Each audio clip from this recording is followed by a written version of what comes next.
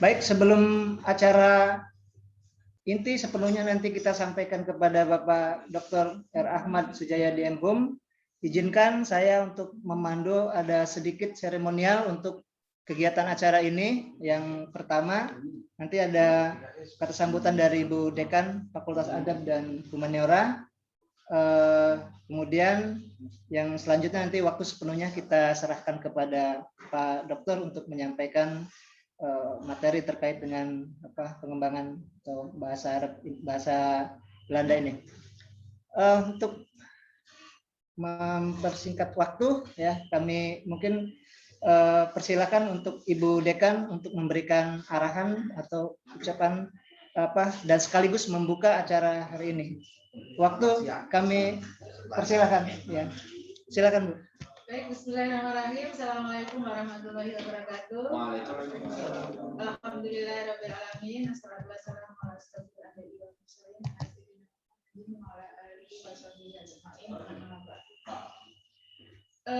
Yang sama-sama kita hormati Bapak Dr. Ahmad Sujayadi M.Hum, dosen FIB Universitas Indonesia. Selamat pagi menjelang siang, Mas Ahmad. Masih di mute. Oh ya. Bapak Wakil Dekan 3, Bapak Mulyadi selaku Sekretaris Program Studi Program Magister S2. Anak-anak sekalian ya, mahasiswa-mahasiswi Program Magister S2, baik yang berkesempatan bisa hadir secara offline maupun secara online ya. Pertama-tama puji syukur mari kita panjatkan kehadirat Allah Subhanahu wa taala sehingga meskipun masih di masa pandemi sebenarnya ya, kita bisa berjumpa, sebagian bisa offline, kemudian sebagian ikut bergabung via daring ya. Mudah-mudahan selamat datang Bapak Ketua Program Studi. Kita mulai Pak ya. Mudah-mudahan pertemuan pagi menjelang siang hari ini kita bersama-sama ingin menimba ilmu ya dari narasumber Bapak kita Dr. Ahmad Sujayadi. Beliau adalah dosen di FIB Universitas Indonesia yang kompetensi terhadap bahasa Belanda ya. Itu memang kompetensi beliau, dan mudah-mudahan nanti dalam kita bisa mendapatkan sharing kompetensi atau kemampuan dalam bahasa Belanda, terutama adalah bagi mahasiswa program magister ya, bahwa kita ketahui salah satu bahasa sumber untuk mendapatkan sumber dalam kajian sejarah itu bahasa Belanda, karena dalam temporal kajian sejarah dalam historiografi itu periodisasinya kan masa kolonial, sehingga sumber utama kolonial ya yang bisa dikatakan berapa abad ya, itu Belanda sangat banyak sekali sumber-sumber kolonial, baik semasa VOC sendiri maupun pemerintah kolonial macam-macam. Nah, nanti mudah-mudahan Pak Dr. Ahmad Sujayadi bisa mengulas ya dan memberikan kemampuan bahasa Belanda kepada mahasiswa-mahasiswi kita program magister, terutama dalam mencari sumber Belanda, minimal kemampuan dalam memahami dan membaca ya nanti terhadap sumber Belanda, baik dalam Holland Verslag, Algemeen Verslag maupun memori Van Overhout dan sebagainya, itu nanti ada pencerahan lah ya, ada penambahan hal-hal terkait dengan kemampuan bahasa Belanda, terkait bahasa sumber bagi mahasiswa program studi magister sejarah Belanda dan Islam.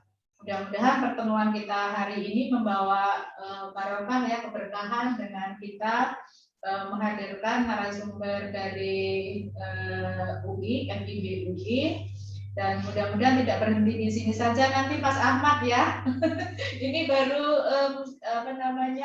awal kita nanti bersilaturahmi lah dengan antara Fakultas Ilmu Budaya UI dengan Fakultas Adat Budaya UIN dan Kota Palembang terkait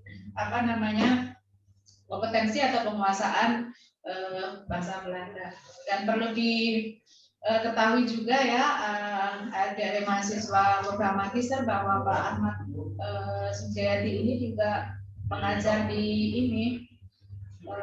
KITLV ya, Pak Zaru.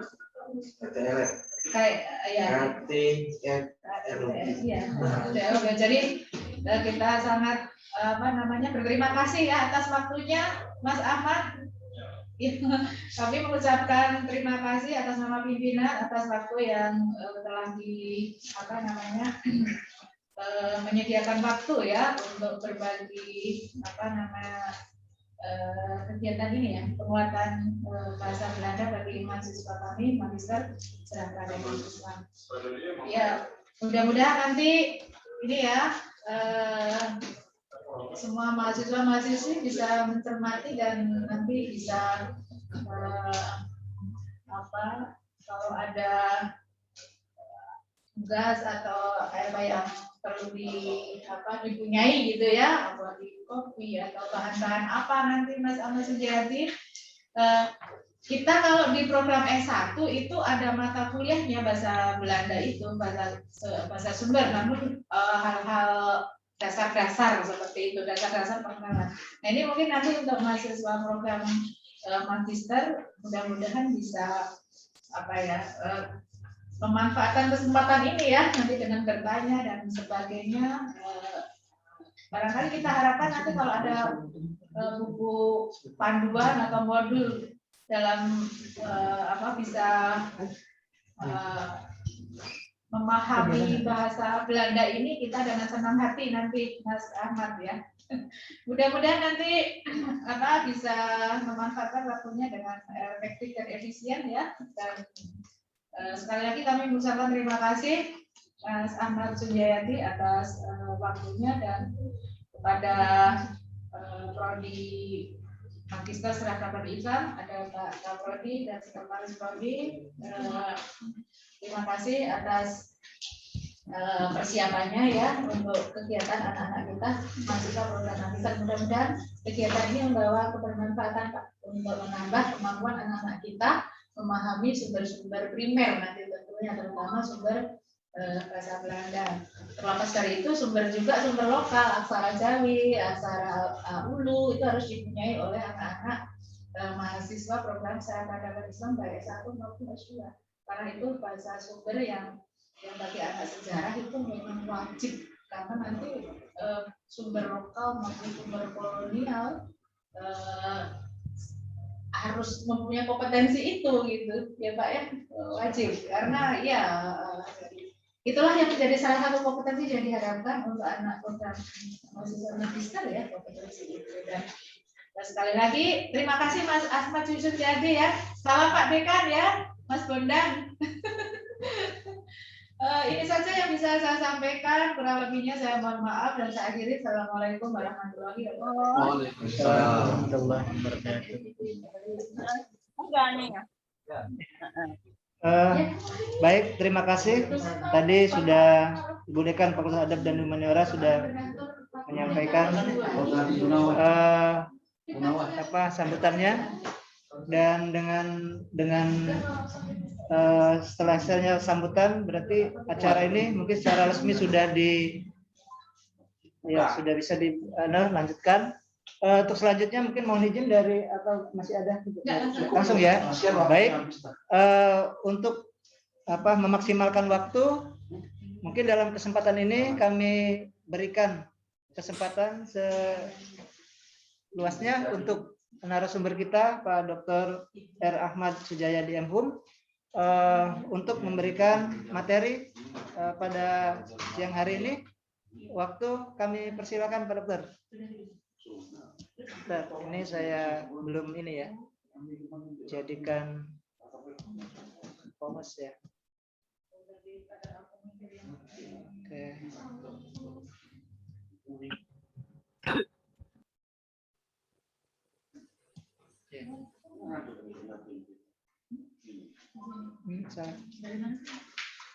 Sudah Pak, ini sudah. Ya.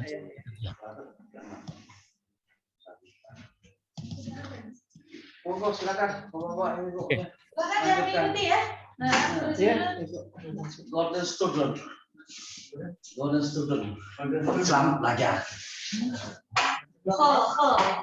Golden student. Bapak silakan. Pak ya. Ya. Oke, baik. Saya mulai saja ya. Ya. Ini.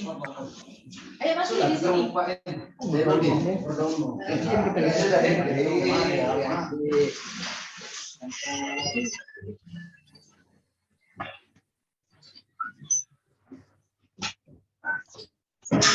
Ya, jalan. Kita.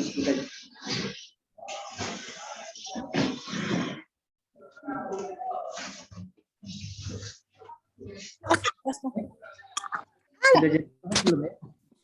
Lagi tisu lagi. Oh, belum ya. Oke, sudah. Ini saya tinggal.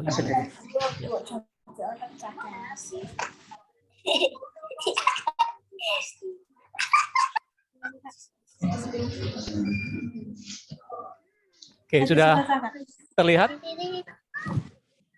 Ya, Pak. Oke, baik. Oke, terima kasih Ibu Dr. Endang Rohmiatun, Dekan Fakultas Adab dan Humaniora UIN Raden Fatah Palembang. Kemudian beserta jajarannya, ya, terima kasih atas undangannya untuk menjadi narasumber dalam kesempatan kali ini. Ya. Ini kali yang kedua saya berkunjung ke Pulau Sumatera, walaupun melalui jalur udara, ya, tidak langsung kita bertatap muka. Sebelumnya saya juga sempat membantu dan mengisi di Bukit Tinggi. Ya, jadi ini yang kedua, mudah-mudahan ada manfaatnya ya. Baik, saya akan langsung memulai saja. Seperti yang sudah diarahkan oleh Ibu Dekan tadi, saya adalah pengajar di FIB, ya, Fakultas Ilmu Pengetahuan Budaya UI, dan bukan di KITLV, tapi di Erasmus Training Center, ya. Itu memang satu kantor dengan KITLV. Kalau KITLV lebih kepada riset, ya, kepada penelitian, sedangkan Erasmus Training Center itu berkaitan dengan pengajaran bahasa, kursus bahasa, terutama Belanda.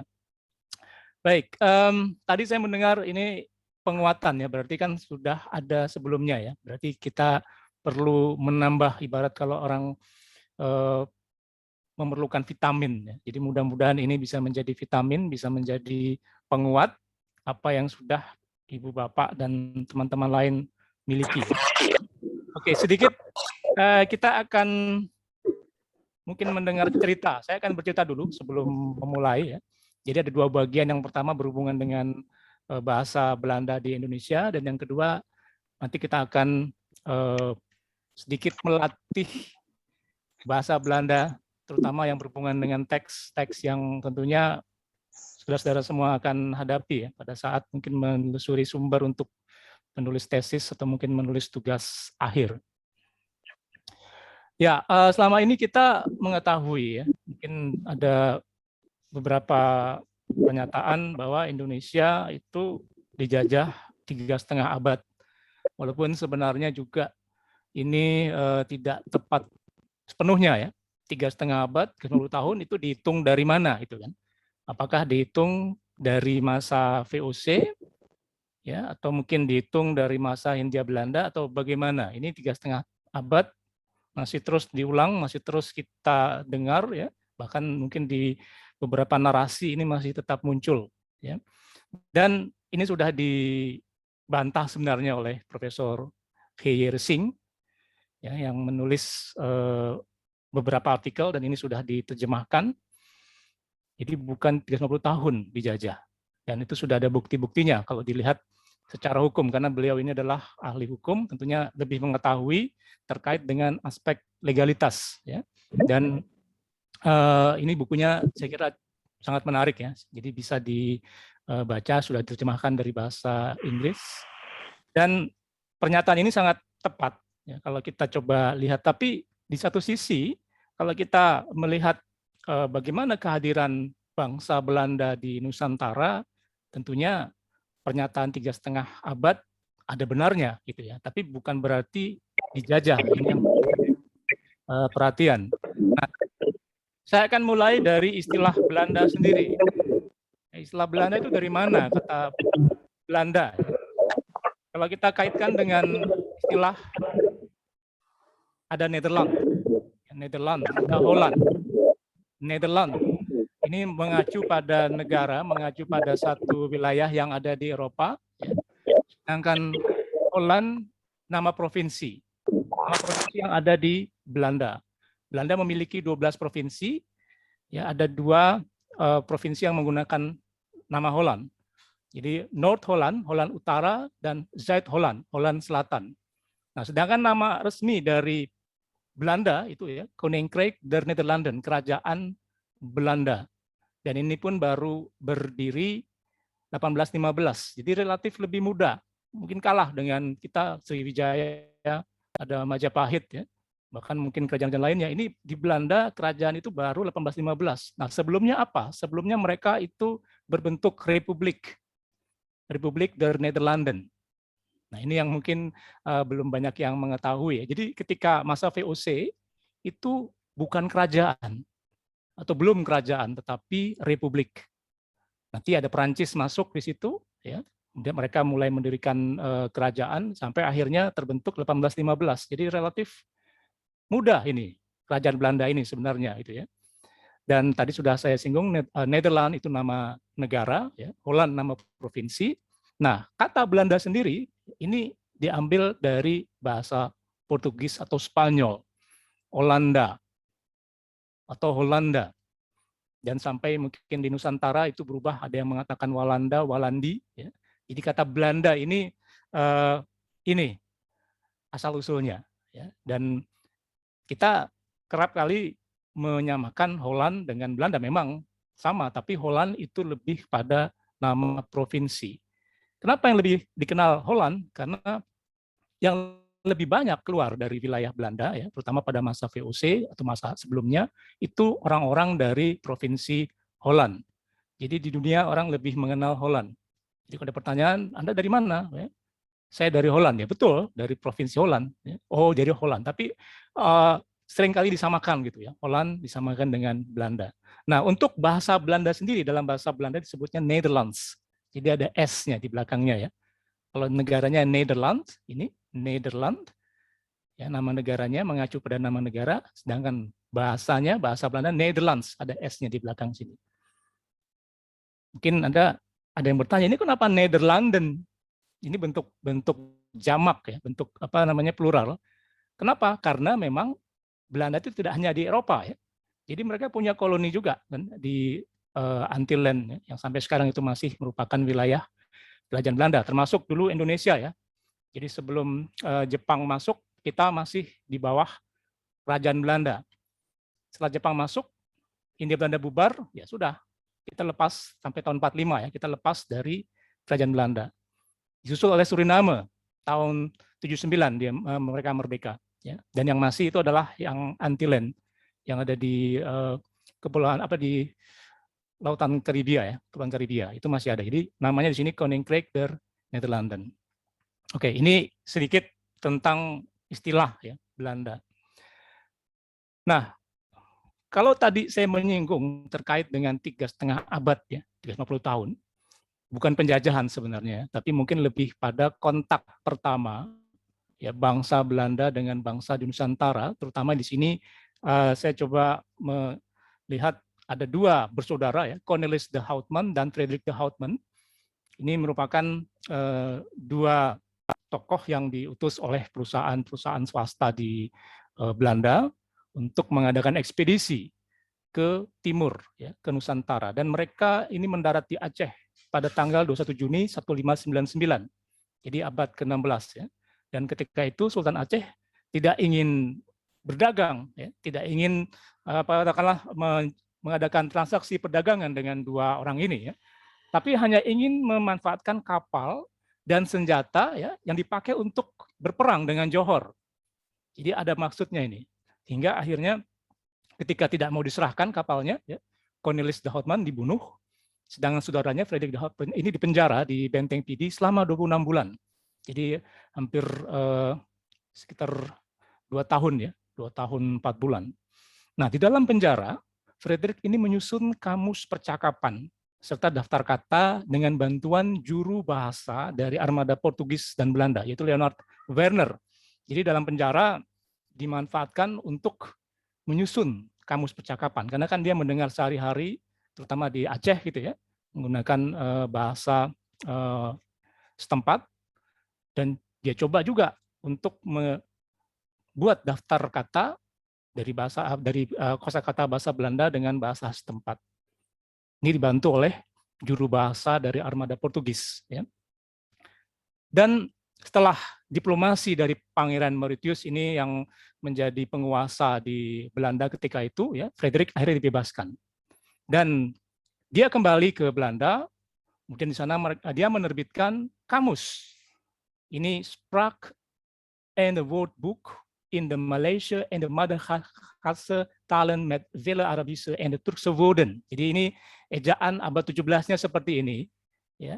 Sedangkan ini ejaan yang sekarang ya, Spraak en het Woordenboek in the Malaysia and the Madagaskarse talen met vele Arabische en Turkse woorden. Jadi ungkapan kamus dalam bahasa Melayu, dalam bahasa Madagaskar ya, dengan kata-kata dalam bahasa Arab dan Turki. Nah, ini jadi dia mengkombinasikan hasil komunikasinya dia dengan, ya tentunya dengan orang-orang ini ya, penutur-penutur ini, ya, Melayu, Madagaskar, serta mungkin di sini dari pedagang Arab atau mungkin pedagang dari Turki, karena kan dia datang bukan untuk berperang, datang untuk berdagang. Ya, jadi hasil ketika dia di penjara, ya, ini menghasilkan sebuah kamus, dan memang ini kamus yang sangat penting yang dipakai nanti oleh para pedagang-pedagang berikutnya untuk berkomunikasi dengan para pedagang dari wilayah-wilayah ini. Ini Frederik de Houtman ya, yang berhasil selamat, sedangkan saudaranya itu dibunuh ya. Ini adalah mungkin bagian judul ya, bagian judul dari kamus tersebut ya. Dicetak di Amsterdam di Belanda. Kita lihat ini menggunakan aksara yang disebut sebagai jenis huruf gotik ya, gotis ya. Jadi ini bagian depan dari kamus tersebut. Dan ini isinya. Jadi yang sebelah kiri kita lihat ini dalam bahasa Belanda, sebelah tengah ini dari bahasa Melayu, dan sebelah kanan Madagaskar. Jadi dia membuat daftar kata tadi ya, dan disusun secara alfabet. Apa yang dia dengar, kemudian mungkin dia tanyakan ke para penutur tersebut, dan dia susun. Jadi ini kamus 3 bahasa, mungkin disertai juga dengan huruf-huruf dengan kata-kata dari bahasa Arab dan bahasa Turki. Nah, yang menarik adalah percakapan praktis yang dia susun juga ini. Jadi dia membuat juga percakapan praktis sehari-hari ya, yang nantinya ini akan dipakai juga tentunya oleh para pedagang setelahnya ya, yang akan dipakai untuk berkomunikasi dengan penduduk setempat, penduduk lokal ya. Karena tujuannya adalah tadi untuk berdagang, bukan untuk menguasai. Itu baru nanti ya, setelah mereka memiliki atau menguasai beberapa wilayah, akhirnya berubah tujuannya untuk menguasai. Nah, ini contohnya ya, mungkin tidak terlalu jelas. Ya, saya akan coba menggunakan atau saya coba ketik ulang, dan nah seperti ini. Jadi yang sebelah kiri itu dalam bahasa Belanda, sebelah kanan ya dalam bahasa Melayu gitu ya.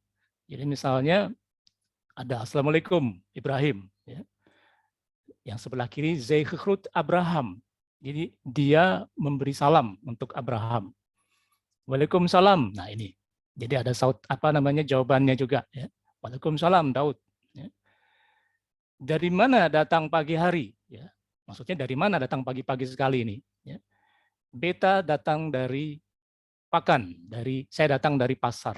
Jadi ini yang sebelah kiri adalah bahasa Belandanya, sebelah kanan dari bahasa Melayu. Ini saya ambil dari artikelnya Pak Lilik Suratminto. Ini beliau juga pakar bahasa Belanda sumber ya, terutama untuk aksara-aksara atau paleografi yang menggunakan tulisan tangan. Nah, ini diambil dari kamus tadi ya. Jadi tentang percakapan sehari-hari yang kalau kita lihat ini kan percakapan yang mungkin kita kenal sekarang ya. Dari mana gitu kan? Oh, dari pasar atau jadi semacam ungkapan-ungkapan yang praktis.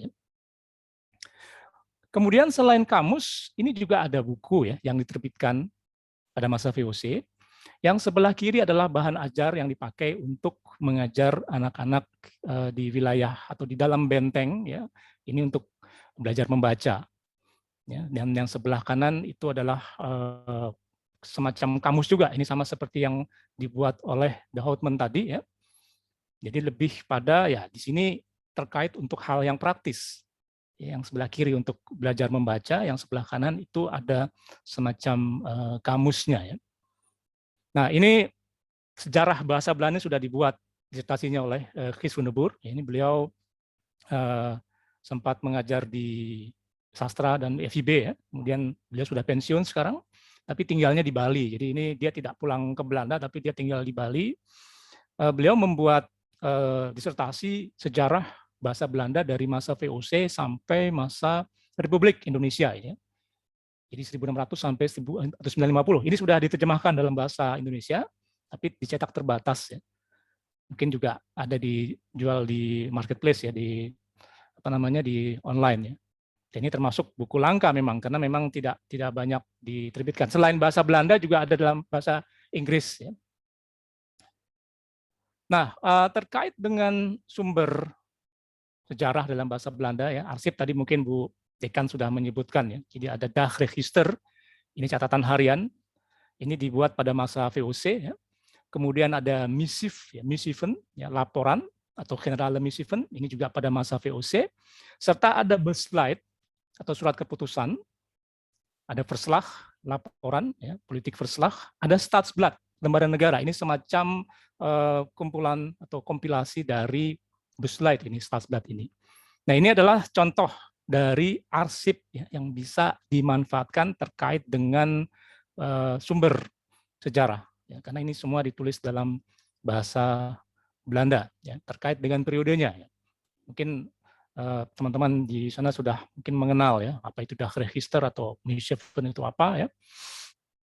Dan kalau kita lihat periode arsip ini tergantung dari kapan mulai dibuat. Dan kalau kita lihat di sini yang dimiliki oleh Arsip Nasional ya di sini di Jakarta ya, ANRI, itu ada arsip dari abad ke-17, abad 18, 19 dan abad 20. Dan masing-masing itu punya ciri ya. Misalnya di abad 17 itu boleh dikatakan menggunakan tulisan tangan ya, semacam paleografi. Demikian juga 18. Nah, 19 sudah ada yang dicetak. Sedangkan 20 ini gabungan, ada yang ditulis tangan, ada yang dicetak. Tapi pada umumnya yang abad 20 ini sudah dicetak. Jadi sudah tidak perlu katakanlah untuk menguasai paleografi ya. Sedangkan abad 17 ini harus menguasai karena memang memiliki karakter dari setiap abad ini ya. Terutama misalnya terkait dengan ejaan serta makna. Nah, contoh ejaan seperti ini. Jadi kalau kita lihat di sini ada book ya.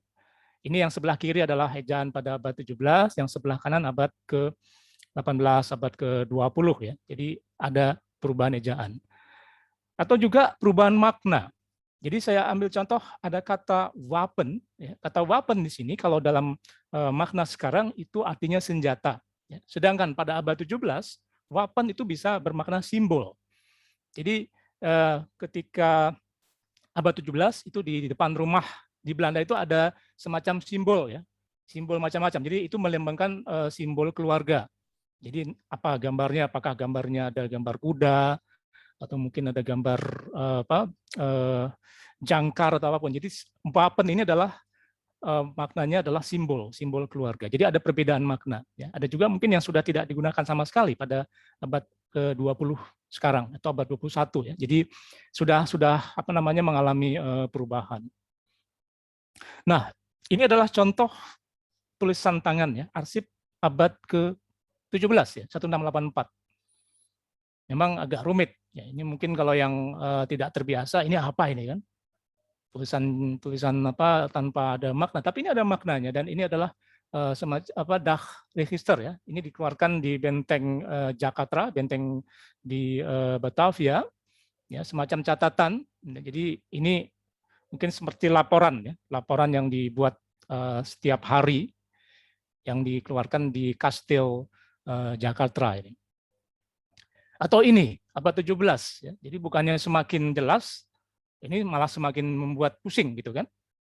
Ya, ini tentunya kalau yang tidak menguasai, tidak memahami, bingung ini apa ini kan? Ini apa tulisan ini? Tapi ini kalau kita lihat di sini, ini ya dia kan menggunakan tulisan tangan ya. Jadi memang benar harus menguasai paleografi. Ya. Nah, ini abad 18. Ini pun juga masih belum terlihat jelas gitu ya. Kita perlu waktu, kita perlu upaya untuk bisa memahami. Ini 1714 ya. Ini juga dikeluarkan oleh di benteng Batavia. Jadi masih masa VOC ini. Ya, jadi dibuat semacam catatan. Ya, tentunya kita harus bisa memahami dan mungkin ada petunjuk-petunjuk yang bisa kita gunakan ya. Misalnya nama tempat, nama orang, ya, atau mungkin terkait dengan periode waktu ya. Nah, selebihnya kalau misalnya itu semacam surat keputusan, saya kira sudah ada template-nya ya. Jadi tidak sulit sebenarnya kalau terkait misalnya ini semacam surat keputusan. Tapi kalau misalnya itu surat korespondensi, memang perlu upaya juga untuk bisa mengetahui isi dari arsip ini. Nah, ini dari abad 19, ini 1830 ya. Mungkin sekilas ini apa sih tabel-tabel ini ya, tidak ada maknanya gitu ya, atau mungkin tidak bisa dipahami. Ini adalah salah satu lampiran ya, lampiran dari Besluit atau keputusan yang dikeluarkan oleh pemerintah Hindia Belanda ya, 1830 sudah masuk Hindia Belanda, yang memuat daftar senjata dari Pangeran Diponegoro. Jadi pasukan Pangeran Diponegoro. Jadi ketika beliau itu ditangkap ya di Magelang 1830, para pengawalnya diminta menyerahkan senjata. Jadi didaftar ini. Ada tombak, ada keris ya, ada panah segala macam itu ini di sebelah kiri ini. Dan ini nama-nama orang yang menyerahkan itu. Jadi ini lampiran dari Besluit yang dikeluarkan oleh pemerintah Hindia Belanda. Ini abad ke-19 ya. Ini pun masih belum bisa dengan jelas ya. Nah, abad 20 ya ini sudah mulai lah. Ini karena ada di sini diketik ya. Jadi kita bisa memahami ini, bisa melihat oh ini apa gitu ya. Dan tentunya jika kita membaca arsip seperti ini ya juga harus dengan taktis juga ini. Informasi apa yang termuat atau yang ada di dalam arsip ini ya. Kita harus bisa memilah atau mengetahui. Jadi supaya bisa dengan cepat membaca bagaimana ya. Nanti saya akan berikan resepnya gitu ya. Walaupun mungkin tidak manjur, tapi setidaknya kalau nanti Anda coba, mudah-mudahan bermanfaat. Nah, ini contoh dari Stadsblad tadi ya. Jadi semacam kompilasi dari Besluit yang sudah dicetak ya. Karena tidak semua Besluit itu dicetak. Jadi di sini sudah dicetak, jadi Anda mudah untuk mengetahuinya ya. Karena kalau kita lihat ini sudah ada template-nya kan. Membaca, menimbang, dan memutuskan. Itu seperti itu. Jadi saya kira tidak terlalu sulit kalau kita membaca Besluit ya. Karena sudah ada template-nya, sudah ada pakemnya, sudah ada apa yang menjadi acuan. Nah, seperti ini kan kalau kita lihat ini contoh dari Undang-Undang Republik Indonesia kan ada menimbang, mengingat. Jadi mirip kalau dilihat dari urutan-urutannya gitu ya. Jadi tinggal kita mengetahui ini tentang apa ini? Tentang apa? SK tentang apa? Besluit tentang apa, atau mungkin kapan dikeluarkan dan siapa yang menandatangani gitu kan, sama seperti ini ya. Nah, ini contoh dari akte kelahiran yang saya kira juga mirip seperti yang ada di periode sekarang ya. Tentunya kalau akte kelahiran kan siapa orang tuanya, siapa yang lahir, kapan lahir gitu ya. Jadi ini tidak jauh beda ya, dengan dokumen yang mungkin kita lihat sekarang ya. Nah, contoh lain, mungkin selain arsip, kita juga bisa menggunakan surat-surat. Ya. Ini adalah surat dari Muhammad Hatta yang dikirim dari Banda Neira, ya, ketika beliau diasingkan pada tahun 1937. Di sini beliau mengirimkan surat. Ya. Ini semacam, ya mungkin bukan surat, postcard, kartu pos. Ya. Dan apa yang beliau ceritakan, ya, hal apa saja yang beliau ingin sampaikan ini dikirim ke salah satu teman yang ada di Belanda. Oke, selebihnya mungkin ini informasi ya. Jadi Anda juga bisa mengunjungi ada situs ini ya, sejarahNusantara.andri.go.id. Ada beberapa arsip yang sudah dibuat digitalnya, walaupun tidak semua, tapi setidaknya ini mungkin bisa menjadi pintu masuk Anda menelusuri arsip ya. Tapi saya kira sekarang ini masih belum bisa mengakses secara langsung ya. Jadi memang ini mungkin bisa menjadi awal atau pintu masuk Anda mencoba telusuri kira-kira di bagian mana atau di bagian arsip mana yang bisa Anda manfaatkan. Nah, selain arsip nasional, ini juga ada beberapa sumber digital ya yang mungkin Anda juga bisa manfaatkan. Ada di beberapa perpustakaan seperti di Jerman ya. Dan juga mungkin yang sering banyak digunakan ini yang Delper. Ini Delper adalah surat kabar, ya. Surat kabar dalam bentuk digital. Ini dalam bahasa Belanda. Ini cukup banyak, ya, banyak yang memanfaatkan, ya, dan bisa dipakai, bisa digunakan. Sedangkan yang Courts Foundation ini ada semacam seperti misalnya buku-buku langka ya dalam bahasa Belanda yang sudah dibuat digitalnya. Jadi bisa dimanfaatkan ini. Dan masih banyak lagi. Saya kira ini contohnya saja ya, jadi bentuk digital. Karena sekarang ini kalau misalnya kita tidak bisa mengakses secara langsung, kita bisa manfaatkan beberapa tempat ya yang sudah membuat arsip atau membuat dalam bentuk digital.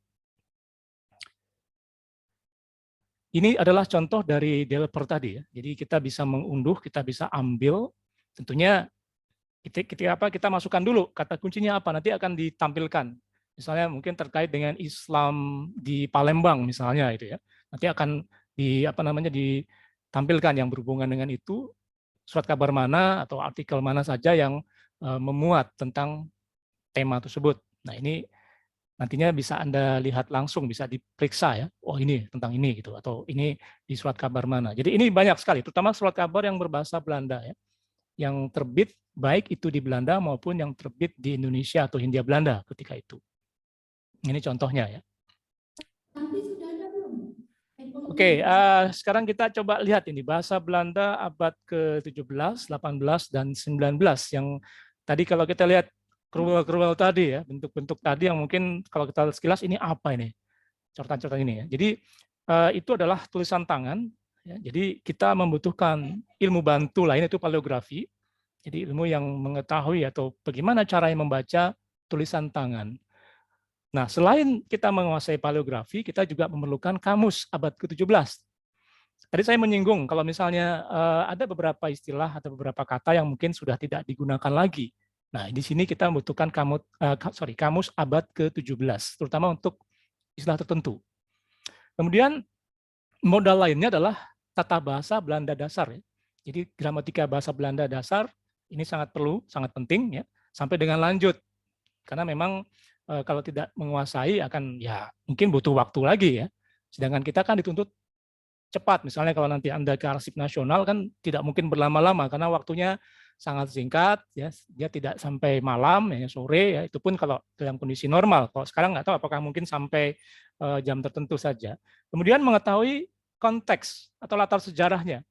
Jadi ketika kita tadi membaca satu arsip ya, kan akan muncul nama-nama orang, nama-nama tempat, mungkin juga terkait dengan istilah tertentu ya, terutama yang berhubungan dengan wilayah lokal gitu ya. Ada istilah-istilah yang mungkin digunakan di situ yang muncul dalam arsip ya, tentunya harus kita ketahui, harus kita kuasai. Dan kita mungkin di sini beruntung, misalnya kita di wilayah tertentu, entah itu di Palembang atau mungkin di Sumatera secara umum ya, dibandingkan dengan peneliti-peneliti dari luar yang mungkin tidak mengetahui situasi lokal gitu kan. Jadi mungkin ada istilah-istilah yang itu memang dimasukkan ke dalam arsip, istilah lokal ya. Kemudian diubah ejaannya, sepertinya ini bahasa Belanda, padahal mungkin istilah lokal. Gitu. Nah, ini contoh saja ya. Jadi kita di sini mungkin diuntungkan karena kita lebih mengenal ya. Karena itu latar sejarah ini sangat penting sekali supaya kita bisa memahami satu arsip. Nah, ini adalah satu situs yang disediakan ya untuk Anda yang mungkin ingin belajar tulisan tangan tadi paleografi ya. Jadi silakan bisa dikunjungi ini ya, bisa dilihat sambil melihat bentuk-bentuk tulisan tangannya itu seperti apa. Karena ini sama seperti mungkin sama seperti game gitu ya. Sama seperti permainan, Anda tinggal sesuaikan saja ya. Jadi misalnya ada periodenya ini. Abad 17 seperti apa, 18 seperti apa, dan seterusnya. Jadi kita belajar menggunakan atau melihat tulisan tangan. Jadi seperti ini contohnya. Ya. Jadi kita misalnya ini huruf apa? Ini huruf A atau huruf H, ya, huruf F atau huruf apa. Jadi Anda tinggal dipindah-pindahkan. Ya. Ini adalah huruf pada abad ke-17. Oke, itu cerita tentang bahasa Belanda secara umum ya, yang terkait dengan sejarah. Sekarang saya akan masuk ke bahasa Belandanya sendiri. Ya. Mungkin Anda yang sudah tahu, yang sudah pernah belajar, ya. Tapi ini kita akan coba lagi lihat. Kita ada beberapa tips, ya, beberapa hal praktis yang bisa nanti dimanfaatkan. Ya. Oke, kita masuk ke bahasa Belanda dasar, ya, khusus teks sejarah. Nah, mungkin buat apa ini belajar bahasa Belanda ya? Karena kan sudah ada Google Translate, ya kan sudah ada alat yang membantu. Ya boleh saja, saya tidak melarang, bahkan saya menganjurkan kepada para mahasiswa saya untuk silakan gunakan Google Translate. Tapi nanti kalau misalnya ada masalah ya silakan juga cari itunya, jalan keluarnya ya. Jadi pakai Google Translate ya siapa takut gitu ya. Justru karena mereka memang selalu berkembang, bahkan mungkin sudah setiap tahun itu ada penyempurnaan. Jadi tahun 2018 lalu saya ke Belanda mengikuti semacam kursus ya itu terkait dengan ini penggunaan data-data digital, penggunaan data-data yang selama ini mungkin kita merasa ini menjadi ini hambatan atau mungkin ini mengganggu tugas kita sebagai peneliti. Padahal tidak. Seperti Google Translate ini memang kita bisa manfaatkan asal kita tahu bagaimana cara menggunakannya. Ya. Maksudnya apa ya? Tentunya kita harus bisa menguasai atau mempunyai pengetahuan tentang bahasa yang diterjemahkan oleh Google ini. Karena kan ini juga mesin ya, dan juga mesin itu ada manusia yang menjalankannya. Jadi kalau kita gunakan, ya tentunya kita mencari sisi manfaatnya. Ya. Nah, persoalannya ini tadi mungkin terkait dengan kalau pakai Google Translate bagaimana ya, boleh saja. Jadi apakah hasilnya dapat dipahami dan tepat sasaran gitu. Seringkali kan kita merasa ini sudah betul ya, tapi ketika dibaca lagi, oh ini enggak pas ini, karena mungkin ada istilah-istilah yang tidak bisa diterjemahkan atau bisa dipahami oleh mesin Google itu ya. Nah, ini contohnya seperti ini. Nanti kita akan lihat, kita akan coba masukkan ke Google Translate ya. Ini saya ambil dari surat kabar The Express 1 Agustus 1913 ya. Ini adalah ya mungkin sekilas Anda tahu ya. Als ik eens Nederlander was. Ini adalah tulisan dari Suwardi Suryaningrat ya, atau Ki Jadewantoro terkait dengan brosur yang membuat beliau ini dimasukkan penjara ya, beserta teman-temannya. Ini teks dari surat kabar. Gampanglah kita masukkan ke Google. Oke, kita akan coba ini nanti hasilnya seperti apa. Silakan. Ini kita lihat. Yang sebelah kiri adalah dari teks yang dimasukkan ke Google Translate. Yang sebelah kanan itu terjemahannya. Ya, kalau kita baca, mungkin ada sedikit memahami, tapi selebihnya akan bingung ya. Misalnya di sini, di Java Bode kita membaca tentang pamflet ini. Oke, masih bisa. Yang telah ditendang di dunia. Lalu, apa ini? Ya. Keanehan berikut. Karena distribusi dan penerbitan brosur, jika saya pernah menjadi seorang Belanda, oke, masih bisa diterima ya.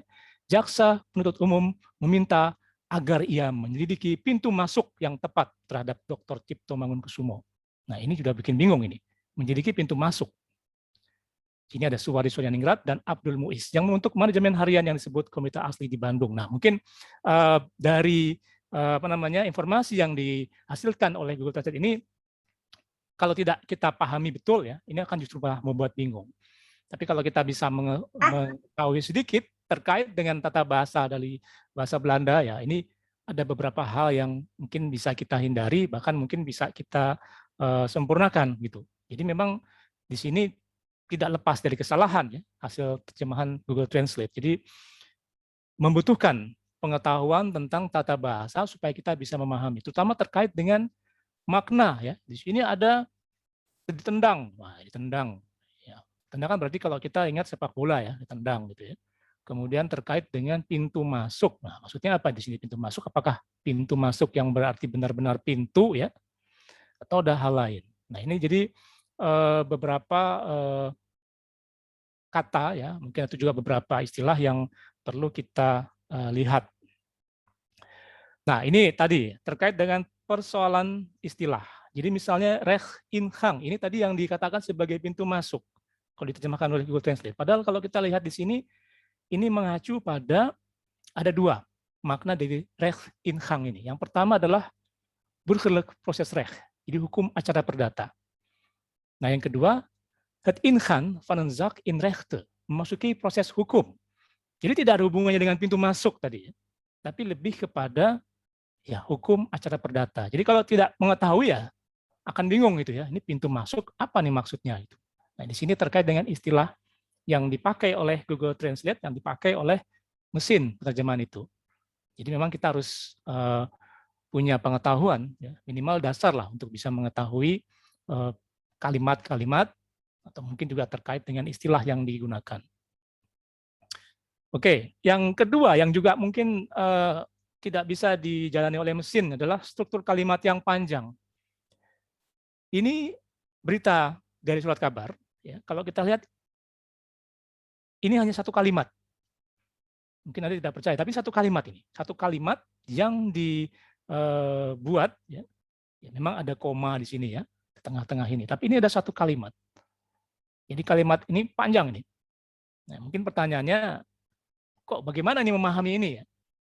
Ya kalau kita misalnya menguasai bahasa Belanda ya, yang perlu diketahui adalah mencari kata kerjanya saja. Ya, kata kerjanya apa? Nah itu. Karena selebihnya ini ada nama-nama orang kan, nama-nama orang, nama-nama misalnya di sini nama surat kabar ya, the Indier, nama jabatan. Selebihnya ya kita nanti bisa ketahui ya apa ini, apa yang menjadi kata kerja di sini. Jadi kita perlu mencari kata kerjanya dulu ya untuk bisa mengetahui makna keseluruhannya. Karena selebihnya adalah yang berhubungan dengan ya nama orang, ya nama kata benda ya, atau mungkin nama tempat. Ya. Nah, kita masuk ke tata bahasa Belanda praktis. Bahasa Belanda ini adalah bahasa Eropa ya. Jadi mungkin yang pernah belajar bahasa Jerman itu akan lebih mudah sebenarnya menguasai bahasa Belanda karena tidak serumit bahasa Jerman atau mungkin minimal bahasa Inggris ya. Karena kan bahasa Inggris pun juga ada aturannya. Ya. Nah, yang pertama adalah ini pengenalan ejaan angka ya. Biasanya kalau dalam belajar tata bahasa Belanda ini ejaan, cara pengucapan itu diajarkan. Kemudian bagaimana mengucapkan angka, ya, karena kan berbeda dengan bahasa Inggris. Yang kedua adalah kata-kata yang tidak mengalami perubahan. Nah ini yang perlu diperhatikan. Jadi kata-kata yang tidak mengalami perubahan. Jadi supaya nanti ketika melihat di kamus atau mungkin mencari di Google Translate, ini jangan terkecoh ya. Jadi kata-kata yang tidak mengalami perubahan ini ya lumayan banyak juga. Ya. Kemudian kata-kata yang mengalami perubahan, nah ini juga perlu diperhatikan. Ini jumlahnya tidak banyak sebenarnya kata-kata yang mengalami perubahan. Ya. Kemudian memahami struktur kalimat sederhana, kemudian struktur kalimat majemuk, kemudian struktur kalimat aktif pasif dan teks sederhana. Ini tahapannya. Jadi kalau di kami ya di FIB untuk yang baru pertama belajar bahasa Belanda minimal menguasai ini. Baru setelah itu yang lebih lanjut tadi itu. Mungkin yang terkait dengan satu kalimat yang panjang gitu ya. Nah, ini harus dikuasai, diketahui. Nah, kata-kata yang tidak berubah. Nah, ini kata tidak berubah yang saya kira ini juga supaya menghemat waktu karena tidak kalau misalnya harus cari maknanya ya tidak ada ya. Jadi kata-kata ini misalnya artikel atau kata sandang. Di situ dalam bahasa Belanda ada de, ada het, ada en. 3 ya. Kalau di Jerman kan ada das, der, die itu. Ada banyak. Kemudian kata sambung. Di situ ada dat, ada dat, will, terwijl, maar, daarom. Ini contohnya karena ada banyak juga ini. Kemudian ada adverbia, keterangan. Ada altijd, alvast, alsnog. Kemudian preposisi, ya. Ada in, ada voor, op, naar, bij, aan, van. Kemudian angka, numeralia, ya, hitungan ini ya. Serta pronomina definite, kata ganti orang tertentu. Nah, ini tidak berubah bentuknya. Maksudnya apa? Tidak akan berubah sama sekali. Kalau nanti dia akan muncul dalam kalimat, bentuk-bentuknya tidak berubah. Jadi ya perlu dilihat saja, ini adalah bentuk yang tidak mengalami perubahan. Nah, ini yang saya kira perlu diketahui ya, kata-kata yang mengalami perubahan. Yang pertama adalah kata kerja. Sama seperti dalam bahasa Inggris, kalau kita belajar bahasa Inggris kan kata kerja ini berubah ya. Misalnya saya makan, hari ini saya makan. Dalam bahasa Inggris kan I eat today ya. Tapi kalau saya makannya kemarin, kata eat berubah kan. Nah, ini jadi sama dalam bahasa Belanda pun kata kerja ini mengalami perubahan. Jadi misal di situ ada kata lopen, lopen artinya berjalan. Dia bisa berubah bentuknya menjadi loop, bisa berubah menjadi loopt, ada T-nya ya. Bisa berubah menjadi liep, liepen, gelopen, atau lopen. Jadi mengalami perubahan. Jadi verba, ya, kata kerja. Yang kedua, kata benda atau nomina. Ini juga bisa mengalami perubahan. Misalnya saya ambil contoh di sini kata huis. Huis itu artinya rumah. Ya, huis itu bisa berubah menjadi huizen, yang artinya rumah-rumah. Jadi bentuk jamak, ya, plural. Atau kata book. Book, buku ya. Bentuk jamaknya adalah boeken. Berubah ya, dari kata book menjadi boeken. Yang ketiga adalah adjektif, kata sifat. Jadi misalnya kata sifat groot artinya besar, ya, big. Ketika dia memberikan keterangan untuk kata benda, dia menjadi grote. Nah ini grote, berubah ya. Kata groot menjadi grote. Atau dia dipakai sebagai bentuk komparasi, perbandingan. Menjadi groter, lebih besar.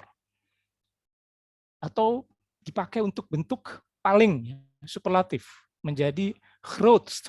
Jadi ada T-nya di sini, grootst, TST.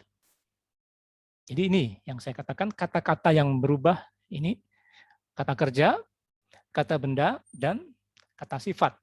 Ada beberapa kata lainnya nanti mungkin ini contohnya saja dulu ya. Nah ini contoh kalimat sederhana. Kita tadi menyinggung ada bentuk kalimat sederhana. Sebenarnya kalau dalam bahasa Belanda ya, ada subjek, ada kata kerja sudah jadi kalimat. Jadi saya ambil contoh, saya ambil subjek kata ganti orang saya, ik, ini saya. Ga itu kata kerja yang artinya pergi. Ik ga, saya pergi, sudah jadi kalimat. Ya. Tambahkan lagi dengan keterangan waktu misalnya. Ik ga morgen, saya pergi besok. Ini besok ya. Ada karena juga morgen bisa juga artinya pagi, tapi di sini maksudnya besok, tomorrow ya dalam bahasa Inggris. Ada subjek, ada kata kerja verba, ada keterangan waktu. Jadi semakin lengkap. Ya. Tambah lagi mungkin, karena mungkin kalau waktu kurang lengkap, pergi kemana gitu kan? Karena seringkali kita kalau ketemu orang mau kemana gitu kan? Ya kita jawab gitu ya mau kemana gitu. Jadi ini juga, ik ga morgen naar Nederland. Saya besok pergi ke Belanda. Semakin lengkap ya. Jadi ada keterangan waktu, ada keterangan tempat. Ya. Tapi masih penasaran ini orang ya. Pergi ke Belanda, pergi sama siapa gitu kan? Dengan siapa? Ik ga morgen met hem naar Nederland. Saya besok pergi dengannya. Nya ini hem ini mengacu ke dia laki-laki ya. Kata ganti untuk dia laki-laki. Naar Nederland. Jadi Ik ga morgen met hem naar Nederland. Saya besok pergi dengannya ke Belanda. Ini adalah kalimat yang lengkap. Jadi sederhana lengkap gitu ya. Jadi mulai dari yang hanya subjek dengan kata kerja saja sudah jadi kalimat, ya. Tambah lagi dengan keterangan waktu, ini morgen. Tambah lagi dengan keterangan tempat, naar Nederland. Kemudian tambah lagi dengan objek. Nah, kalau ada ketiga unsur, ada keterangan waktu, ada objek, ada tempat, maka harus berurutan seperti ini. Jadi ini subjek tadi ya, kemudian ada verba, dan ada tijd, ini waktu, ada o, objek, ada plaats, tempat. Jadi SPV, tijd, objek, plaats, atau TOP, singkatannya TOP. Jadi SPV, PV ini adalah kata kerja, ada keterangan waktu, ada objek, ada keterangan tempat. Ini adalah kalimat sederhana yang lengkap, gitu ya. Karena mungkin ada juga kalimat yang lebih panjang lagi dari ini. Jadi ada yang sudah memenuhi double cream, ada kriteria. yang ori. Naganya ada berikutnya. yang super lebih banyak buah, cupnya lebih besar. Kalau yang kecil 5.000. Bentar ya.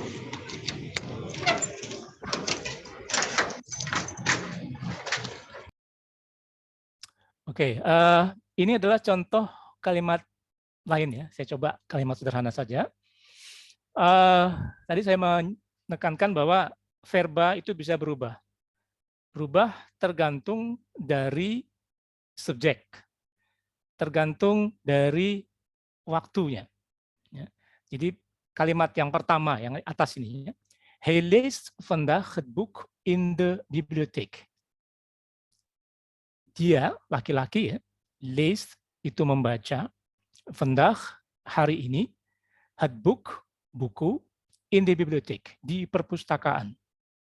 Nah, ini yang saya berikan warna tebal, ya, hitam ini, adalah kata-kata yang bisa berubah.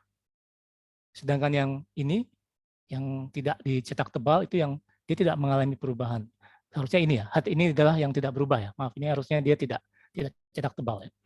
Tapi di sini saya ingin mencoba nanti terkait kenapa ini yang book ini bisa berubah ya. Nah, yang kalimat pertama adalah waktunya hari ini ya, today, sekarang. Yang kalimat kedua, hij las gisteren het boek in de bibliotheek. Kita lihat ada perubahan, kata lees berubah menjadi las. Ya. Karena yang kalimat kedua ini waktunya kemarin. Ya, di sini saya beri tanda kurung ya, ada tanda kurung gisteren, artinya gisteren itu kemarin, yesterday. Tapi kalau tanpa ada gisteren ini, hanya ada kata kerja las saja, ini sudah mengindikasikan ini, oh ini kemarin ini kejadiannya itu ya. Hij las het boek in de bibliotheek. Ya, jadi kata lezen ini verba itu bisa berubah tergantung dari waktu, tergantung dari subjeknya. Ya. Nah sekarang kita lihat yang tadi ya, het boek tadi ya. Ini juga bisa berubah kan? Ini adalah kata benda ya.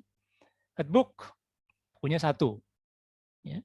Kemudian oh dia baca juga tapi hij leest vandaag veel boeken. Dia banyak membaca banyak buku. Ya, boek menjadi buken. Kemudian perpustakaannya tidak hanya satu, tapi ada dua. In twee bibliotheken. Jadi kata benda ini dia tidak tetap ya, bisa berubah. Ya, ini jadi ada perubahan di kata kerja dan kata benda. Contoh lain, ya ini kita lihat lagi. Het huis aan de gracht is groot en mooi. Ya, het huis itu rumah, aan de gracht di tepi kanal, ini kanal ya, ada kanal ya, is groot, groot, big, ya, besar, en mooi, mooi, indah, cantik, bagus. Ya. Nah, kita lihat di sini, het huis, ini adalah bentuk tunggal, ya. De gracht, ini bentuk tunggal juga. Kemudian ini groot dan mooi, adjektif, ya, ini adalah kata sifat. Nah, het huis ini dia bisa berubah, ya. Tunggal menjadi jamak. Ya. Jadi het huis menjadi de huizen. an, ini preposisi tidak mengalami perubahan. Ya. Kanalnya tidak hanya satu, ada banyak. De grachten. Ya. Kemudian is ini adalah verba ya, kata kerja.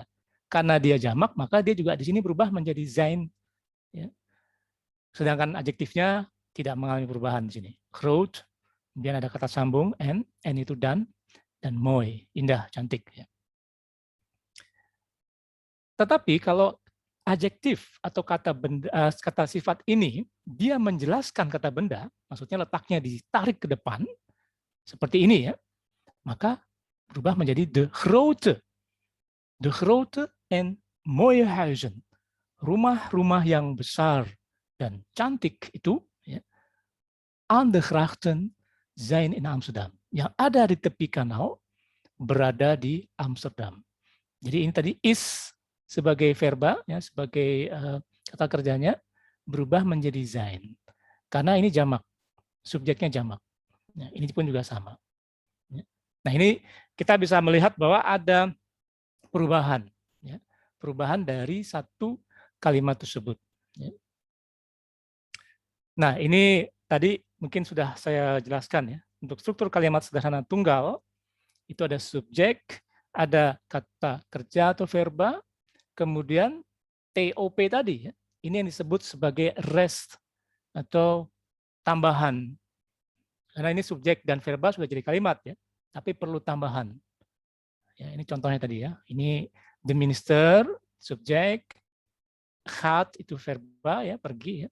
In September ini waktu, tijd, met mij ini objek, dan naar Nederland plaats.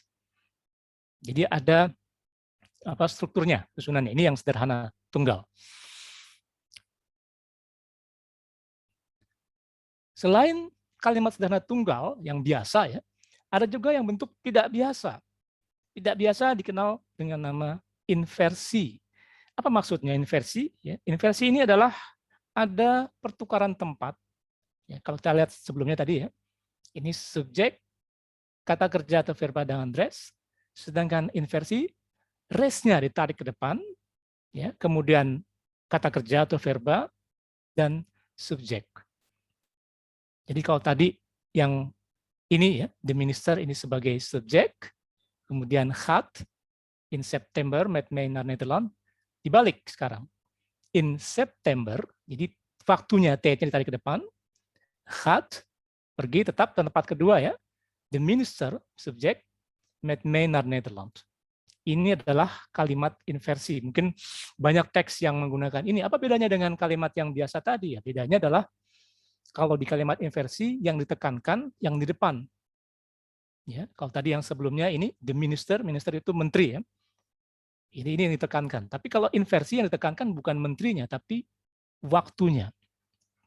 Pada bulan September, menteri pergi ke Belanda dengan saya. Ya. Secara makna kan sama. Hanya bedanya kalau yang inversi ini ditekankan adalah waktunya, bukan menterinya. Kalau yang sebelumnya, menterinya yang ditekankan. Gitu. Jadi perbedaan antara kalimat struktur tunggal biasa dengan yang struktur tunggal inversi, ya penekanannya itu. Ya. Nah sekarang kita lihat struktur kalimat sederhana majemuk. Ya, jadi majemuk ini ya lebih dari satu berarti ya. Dan majemuk ada majemuk setara, ya itu biasanya disambung dengan kata sambung en, maar atau want. Nah ini kalau salah struktur kita lihat subjek, verba, rest. Ini yang kalimat pertama. Kalimat keduanya juga subjek, verba, rest. Jadi dia sama. Tidak mengalami perubahan. Jadi di sini ada kata sambung en atau maar atau want. Ya. En itu artinya dan, maar artinya tetapi, want itu artinya karena. Ya. Strukturnya sama dia. Jadi misalnya di sini, hij leest de krant, dia membaca surat kabar, en zij leest het boek, dan dia perempuan. Ini yang ini hij itu dia laki-laki ya.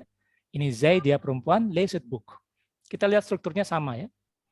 Subjek, verba, rest, subjek, verba, rest. Jadi ini kalimat majemuk sederhana yang setara, sejajar.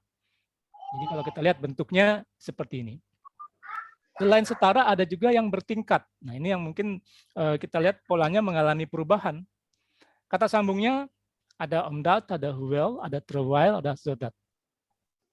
Kita lihat strukturnya ya. Di sini subjek verba res sama seperti tadi, tapi ada kata sambung omdat atau will, maka kita lihat di sini. Ada perubahan tempat. Kata kerjanya tidak di tempat kedua lagi, tapi di belakang. Ya, ada di belakang atau katakanlah di sini setelah rest. Jadi misalnya di sini ada kalimat pertama, he lays the krant. Dia membaca, dia laki-laki membaca surat kabar. Omdat, ya, omdat itu karena he the krant have, dia memiliki koran. Nah ini verbanya tidak di tempat kedua, tapi di belakang. Jadi nanti kalau Anda teks ada kata omdat, ya harus siap-siap kata kerjanya itu jauh dari subjeknya itu. Beda dengan yang tadi ya, kalau yang want sama-sama karena ya, itu dia setelah subjek. Kalau ini dia ada di belakang. Nah ini bisa diputar lagi. Jadi dimulai dengan kata sambung. Ya. Omdat hij de krant heeft. Karena dia memiliki koran, ya. Lees hij de krant, dia membaca koran. Jadi kita lihat di sini verba akan bertemu dengan verba. Kata kerja bertemu dengan kata kerja di tengah. Kalau ini ditarik ke depan, ya, dipindahkan ke depan. Seperti tadi inversi tadi ya, diinversikan ke depan. Secara makna ya tidak mengalami perubahan ya, hanya mungkin ditekankan dengan alasannya dulu, itu ditarik ke depan baru apa namanya pernyataannya. Ya, ini contoh kalimat majemuk sederhana ya, yang tingkat tidak setara. Ya, kalau tadi kan setara, ini tidak setara. Jadi ada perubahan strukturnya di sini. Yang berikutnya, ya ini juga kala waktu ya. Tadi saya juga sudah singgung ya. Jadi kata kerja itu dia tergantung dari subjek, tergantung dari kala waktu. Jadi di sini misalnya presence ya. Presence itu sekarang. He lays the krant. Dia membaca surat kabar. Kata lays di sini adalah kata kerja untuk kata kerja sekarang jika subjeknya he. Nah, ini juga ada syaratnya ini. Subjeknya he, jadi dia lays. Untuk kalimat atau kata kerja lampau ya, sudah lewat ya. Kata lays ini berubah menjadi last. Jadi he last the krant. Dia membaca koran kemarin gitu ya. Kemudian ini bentuk perfektum. Kita lihat ada lagi perubahan dari kata lees ini. He heeft de krant gelezen. Jadi perfect ini kan dia telah membaca surat kabar. Jadi ada bentuknya heeft dengan kata kerja ini bentuk ketiga ya, gelezen.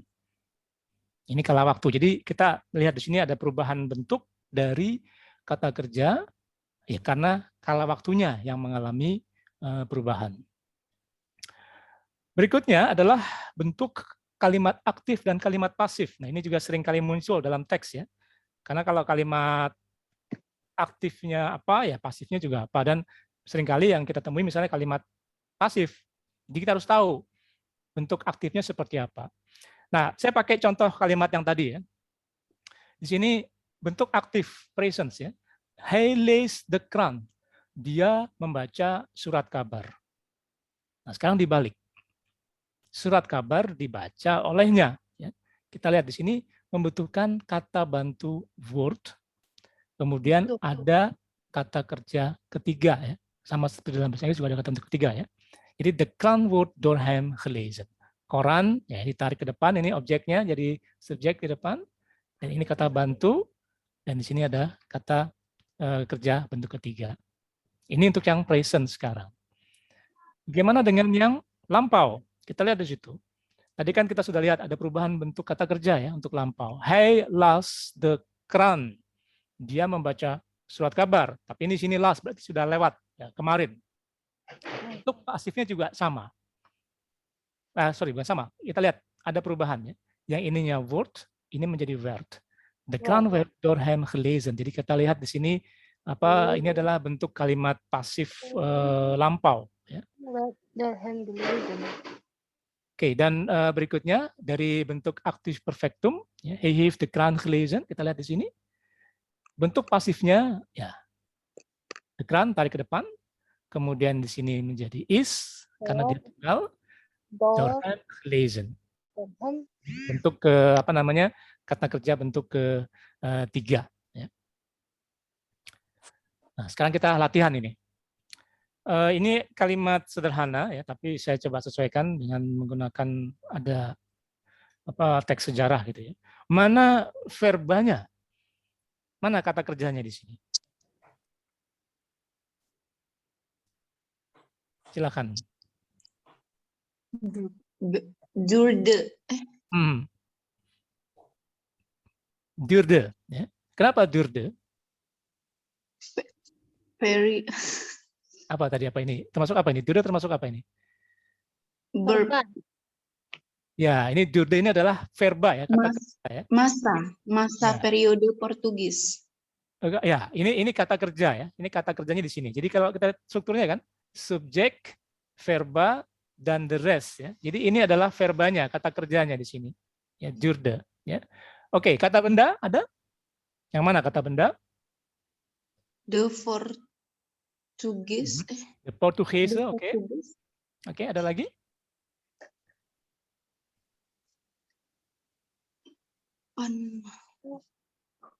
Nah, kata benda. Kata benda itu biasanya berciri dia memiliki artikel, ya, ada the atau had, ya. Ada juga yang tanpa artikel ya. Tapi di sini yang menjadi kata benda adalah the Portuguese ya. Tapi ada juga kata lain. Mana yang kira-kira mana nih? Selain Portuguese.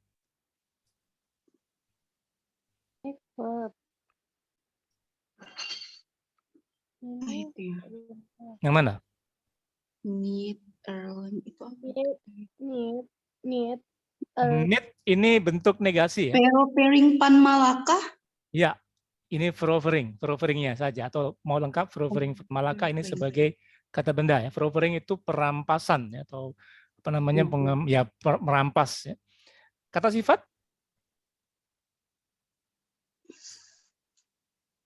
Ada kata sifat?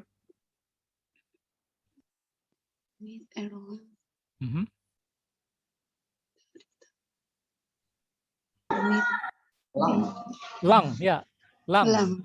Ya, tidak lama ya, tidak panjang. Jadi kata benda kata sifat kita di sini. Jadi kita bisa lihat ya di periode ini kata apa namanya kata benda ya, verovering ya, sedangkan sifat ini Portugis. Ini tadi yang apa namanya dia menjelaskan periode ini ya. Kemudian ini yang berdiri sendiri ya. Oke. Mana verba untuk kalimat-kalimat ini? Silakan. Mana Pak? Verba. Mana kata kerjanya? Mana verbanya? Scrape. Ya, scrape. Ya. Ini ya. Scrape ini ya, verbanya ya. Oke. Nah, ini kalau kita lihat tadi struktur tadi, ini masuk kalimat apa ini? Di depannya ada keterangan tahun. Jenis kalimat apa tadi? Apa tadi? Aktif yang apa tadi bentuknya? Inversi ya. Jadi dimulai dengan keterangan waktu ya, bukan subjek ya. Oke, jadi verbanya adalah scrape ini. Ada lagi verba?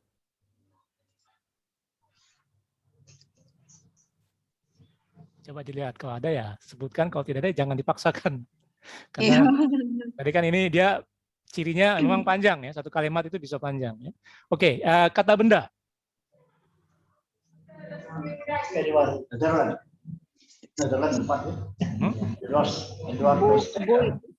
Book. Mana? Book ya, book ya. Kata benda itu dia bisa mengalami perubahan ya. Jadi kalau misalnya mengalami perubahan dia masuk yang ya ada kata benda, ada kata sifat, ada kata kerja ya. Jadi kata benda book. Ya. Ada lagi?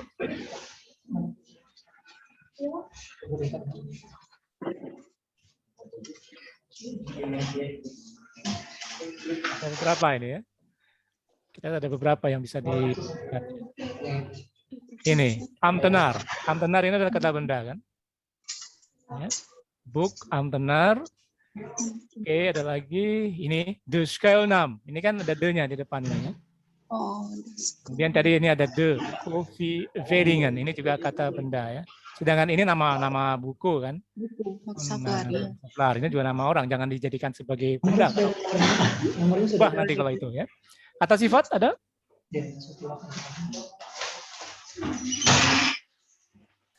Kata sifat, ya ini kita lihat. Biasanya kalau kata sifat itu dekat dengan kata benda. Amtenar. Nah ini Telegristelde. Telegristelde. Jadi yang Telegristelde. apa, pegawai atau pejabat yang kecewa ya. Telegristelde itu kecewa. Ada di sini. Jadi ini adalah verbanya schrijf tadi ya. Jadi kata schrijf, schrijven yang artinya menulis. Kemudian ada kata benda, ada kata sifat. Ya. Oke, kita lanjut lagi. Mana kata kerja verbanya ini? Inzake, help info, artikel, kan. Mana kata kerja atau verbanya? Ini Inzake, inzit.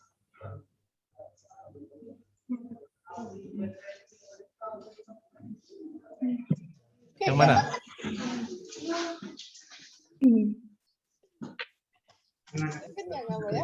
Lihat, ingat polanya saja tadi ya. Subjek, PV, dan res. Ya. Mana subjeknya, mana PV-nya, mana kata kerjanya itu kan.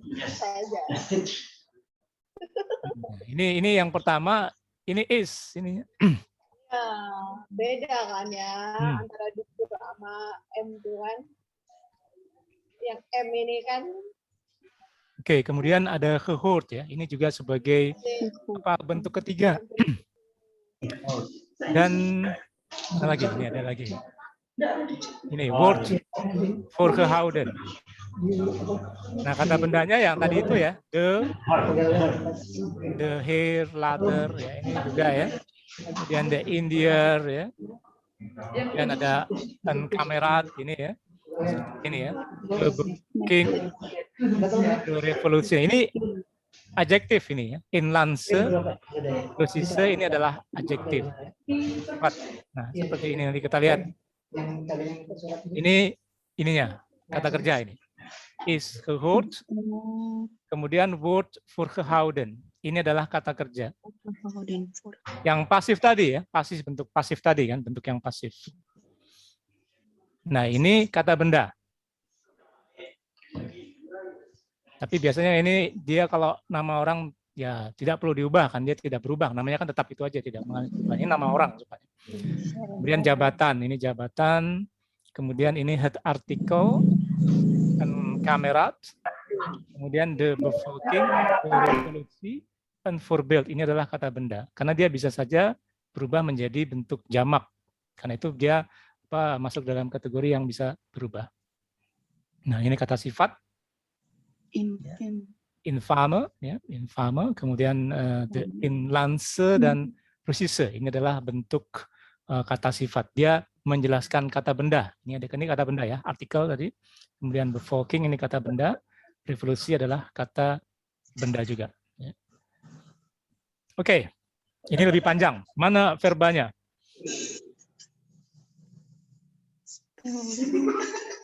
In this company of POC.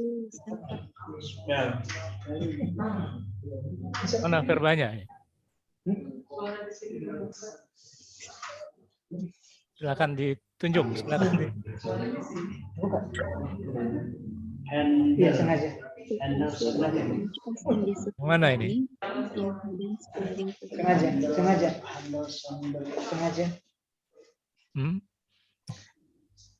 Yang benar adalah was, sebenarnya was. Ini was. Ya. Nah, ini was dengan ya ini sebenarnya juga bisa kata benda ini, afgekoord. Tapi di sini dia tidak ada kata bantunya word ya. Jadi kata afkorten dipersingkat atau di apa singkatan, dipendekkan. Jadi ini VOC singkatan dari ini ya. Dan ini kata kerjanya ini was. Jadi kalimat panjang ini cuma satu ininya, kata kerjanya was gitu. Nah, kalau Anda tidak tahu ya bingung kan? Ini apa semua? Tapi di sini was ini adalah bentuk lampau ya, bentuk past tense dari is. Jadi was ini ya. Oke. Pertanyaannya, ini kalimat pasif bukan ini? Jadi kalimatnya panjang ya, ini kalimat pasif? Enggak, bukan. Bukan. Ada is. Nah, ini adalah kalimat pasif ya. Jadi tadi mungkin tadi sudah saya singgung juga ini. De heer later van de Indiër is gehoord. Ini adalah bentuk pasif dari perfectum ya, perfect tadi ya. Kan heeft gehoord menjadi is. Dengan ini adalah bentuk pasif dari presence ya. Ini kan wordt voorgehouden. Jadi dua kalimat ini adalah kalimat pasif. Jadi bentuknya ini wordt voorgehouden dengan is gehoord ya. Oke, ini mungkin terakhir ya untuk dilihat mana kata kerjanya ini.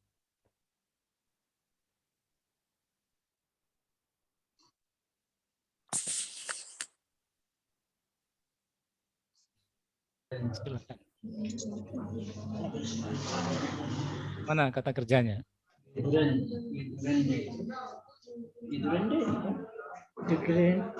default. Word default. Door. Ya. Oke. Word Word default. default. Jadi masuk kalimat apa ini kalau word default?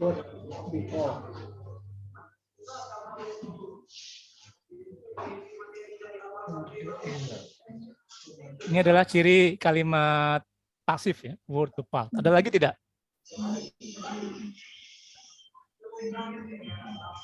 Oke. Nah, ini. Jadi ini adalah bentuk kata kerjanya ya, word default, kemudian ada bentuk om. Gerezen tadi ya, om te gerezen, dan gericht op. Ini juga ini contoh kalimat pasifnya ini. Jadi ini kita lihat ini akan mengalami perubahan ya sebenarnya. Jadi kalau Anda misalnya lihat teks seperti ini ya, mencari verbanya, kata kerjanya. Selebihnya itu akan apa nyusul lah. Ini kan kata benda atau mungkin ada yang tadi bentuk tidak berubah ya. Itu dia tetap tidak mengalami. Tapi yang mengalami perubahan adalah kata kerja, ya, kata sifat, kata benda. Ya, itu yang perlu diketahui. Oke, saya kira itu cukup. Terima kasih atas perhatiannya. Silakan kalau ada pertanyaan kita bisa berdiskusi. Ya, baik, terima kasih. Tadi dari Pak Dokter sudah menyampaikan materi ya, terkait dengan peningkatan bahasa Belanda ini. Mungkin silakan kalau ada yang ingin menanyakan ya, boleh di kolom chat atau di raise hand ya. Ini sepertinya di kolom chat sudah minta materi. Ya, insya Allah nanti. Kemudian silakan bagi yang oke, saya belum. Oke, presensi. Baik, mungkin sambil menunggu sedikit, mungkin saya Pak Dokter pengen juga bertanya. Ya, tadi sudah dijelaskan dan kemudian kita ketika berbicara bahasa banyak konsep yang mengatakan bahwa orang yang tidak punya bahasa itu katanya seperti apa ya, burung yang tidak bisa terbang, seperti kata dalam burung gitu kan. Terus kemudian jika ingin menguasai satu wilayah ya kita juga harus yang dikuasai itu bahasanya gitu kan. Nah, terkait dengan semboyan itu kan artinya ini betapa pentingnya itu bahasa, terutama mungkin bahasa ini ya Belanda, dan di pasca juga ini sebagai bahasa sumber ya, karena kami ada dua Pak Mas, ada yang bahasa Melayu dengan bahasa Belanda. Nah, mungkin hanya sedikit saja tadi sudah disampaikan tadi kan kalau kita mau belajar secara langsung apa ya, mungkin butuh waktu itu Pak Dokter ya, karena tadi ya kita juga walaupun belum pernah tadi agak semangat juga gitu kan mendengarkan, kemudian oh begitu hampir sama dengan bahasa Inggris istilahnya gitu kan. Nah, saya hanya ingin mungkin meminta metode atau cara ya untuk memudahkan mungkin dalam kaitan ya terkait mengajak tentang pocket kalimatnya atau yang lainnya, dalam yang manualnya mungkin tadi seperti itu, tapi kemudian kan kita sekarang ada yang teknologi sudah berkembang gitu kan, ada juga di Google Translate atau di New Dictionary itu kan bisa bahasa itu juga mungkin bagaimana tuh kiat supaya bisa melakukan percepatan terkait dengan bahasa ini. Mungkin itu Pak Dokter ya. Terima kasih. Baik, terima kasih Pak Mulyadi. Ya, ini menarik sekali. Ini pertanyaan yang sering kali saya terima ya. Bagaimana caranya bisa cepat menguasai, ya mungkin di sini konteksnya bahasa atau mungkin ilmu-ilmu lain gitu ya.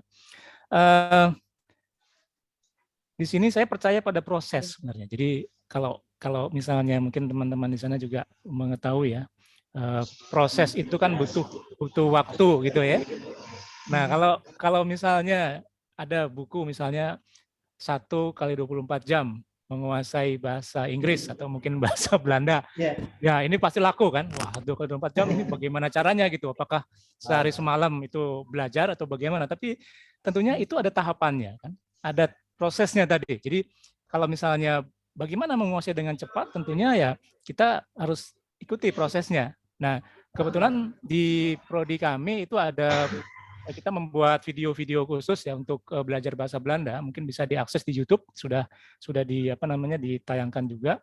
Itu praktis sekali, jadi hanya 3 menit gitu ya videonya, jadi mungkin bisa digunakan teman-teman di sana untuk bahasa Belanda dasar. Jadi terkait tadi misalnya ada kata benda, kata kerja, kata sifat itu seperti apa, bisa dilihat. Itu pertama ya, kita menggunakan mungkin teknologi film atau video.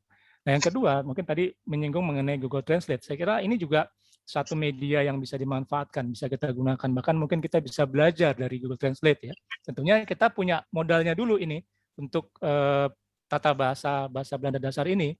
Nanti Google ini membantu kita. Jadi bukan kitanya yang diarahkan Google, maksudnya kitanya dibuat oleh Google seperti ini, tapi kita yang, oh ini sepertinya ada yang kurang, ada yang salah.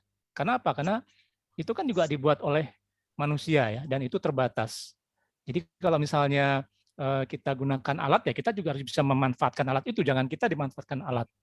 Jadi memang ada banyak ya, kalau misalnya bicara buku apa yang bisa dipakai, saya kira banyak, ada buku-buku tata bahasa praktis yang bisa digunakan, tapi ya mungkin kembali lagi, seringkali kan kita cepat bosan ya, apalagi kalau bahasa kan, wah ini bosan lah udah gitu ya. Tentunya kita harus bisa mencari cara yang menyenangkan ya. Mungkin ada beberapa situs-situs yang mengkaitkan dengan semacam permainan. Jadi sama seperti kita bermain game gitu. Mungkin tadi saya mengarahkan ada terkait dengan paleografi ya, menulis atau bukan menulis tapi membaca tulisan tangan. Nah, itu juga saya kira bisa dimanfaatkan, dan ada banyak sebenarnya kalau misalnya teman-teman di sana juga ingin mungkin praktis ya, tata bahasa Belanda praktis melalui internet. Sekarang ini sudah semakin banyak, bahkan teman-teman di Belanda sendiri ya, itu mereka coba untuk mengembangkan bagaimana belajar bahasa Belanda yang lebih menyenangkan gitu. Jadi saya kira ini bisa dimanfaatkan. Nanti kalau ada kesempatan saya akan berikan beberapa linknya ya, beberapa contohnya untuk belajar bahasa Belanda secara praktis ini. Demikian Pak Mulyadi. Ya, baik. Terima kasih Pak Dokter. Ini ada di kolom chat ya yang ingin menanyakan.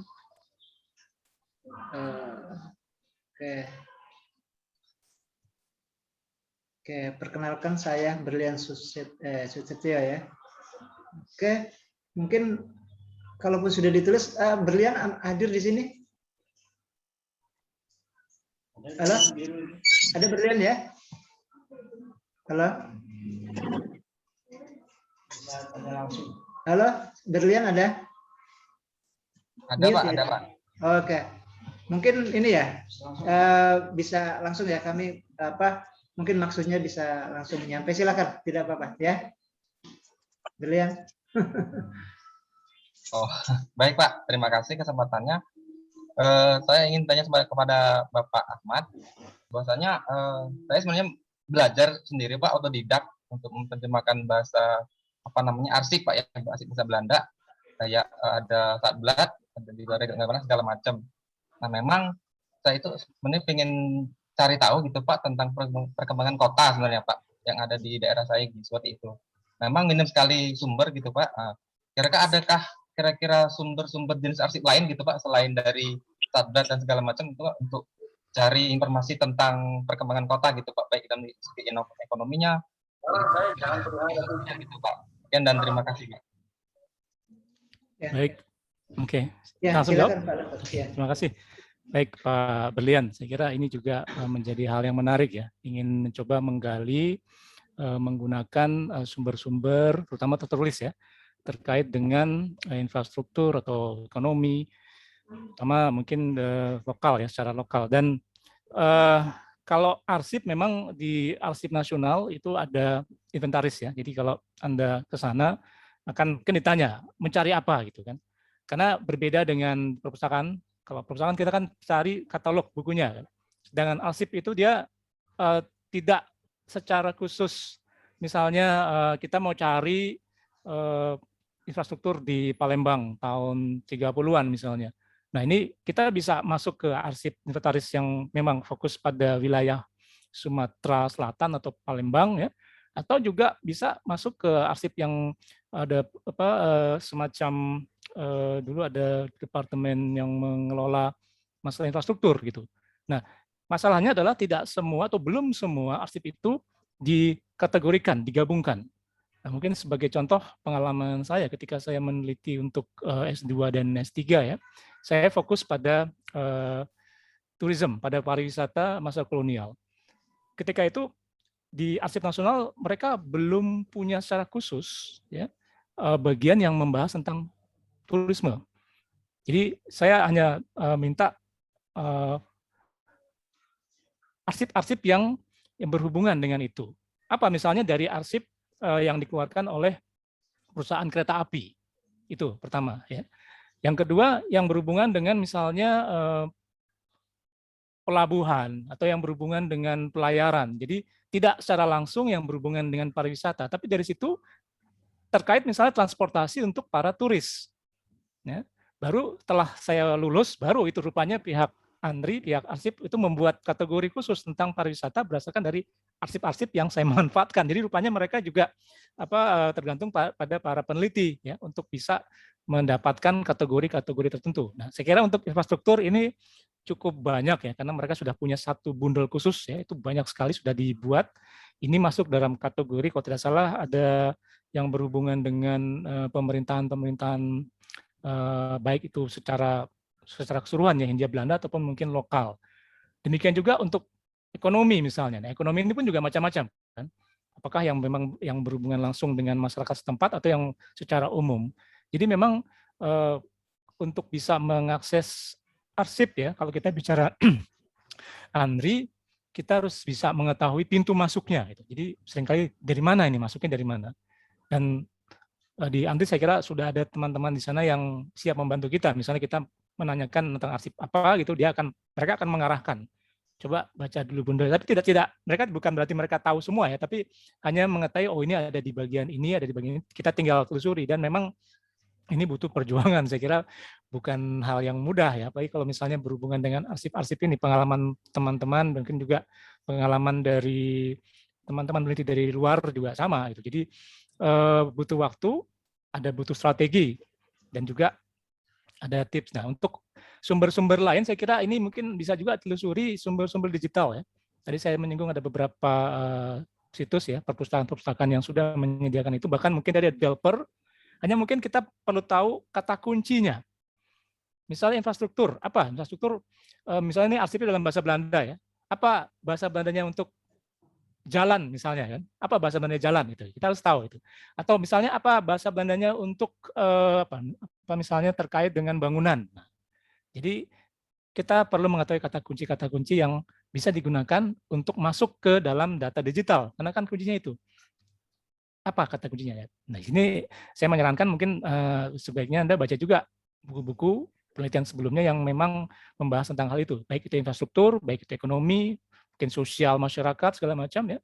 Nanti dari situ kita diarahkan ya, bahkan mungkin sangat terbantu oleh para peneliti-peneliti sebelumnya. Gitu Pak Berlian. Terima kasih. Ya, baik. Terima kasih. Selanjutnya mungkin ya waktu kita sampai jam 1 ya, jadi ada kesempatan nanti ada penutupan sedikit dari Pak Kaprodi mungkin. Masih ada silakan yang ingin memberikan pertanyaan ya, bisa raise hand.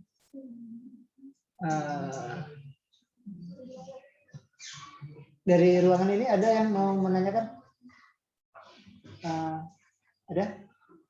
Ada? Ya, silakan yang dari ruang Zoom.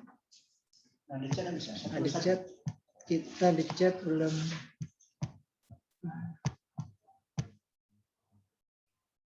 Mungkin Pak Kaprodi ada yang ingin di. Baik, daripada kosong. Terima kasih dokter. Tadi saya dengar ada tentang kamus yang disusun oleh Frederick Hartman itu. Saya pernah dengar juga, pernah baca ada satu referensi tentang kamus yang disusun oleh Pigafetta, orang Portugis kalau tidak salah. Itu berkenaan juga dengan bahasa Melayu pertama. Nah, yang ingin saya tanyakan di antara dua kamus itu mana yang lebih awal, kemudian kalau tadi gambaran di kamus yang disusun oleh De Houtman itu dalam bahasa Belanda Melayu kira-kira seperti itu. Nah, kemudian Pigafetta itu apakah memang sama seperti itu juga ataukah memang bahasa Belanda tetapi yang bahasa Melayu ini di dalam tulisan Jawi? Karena begini, sepengetahuan yang saya dapat bahwa aksara Jawi itu sangat dominan sebelum kedatangan kolonial.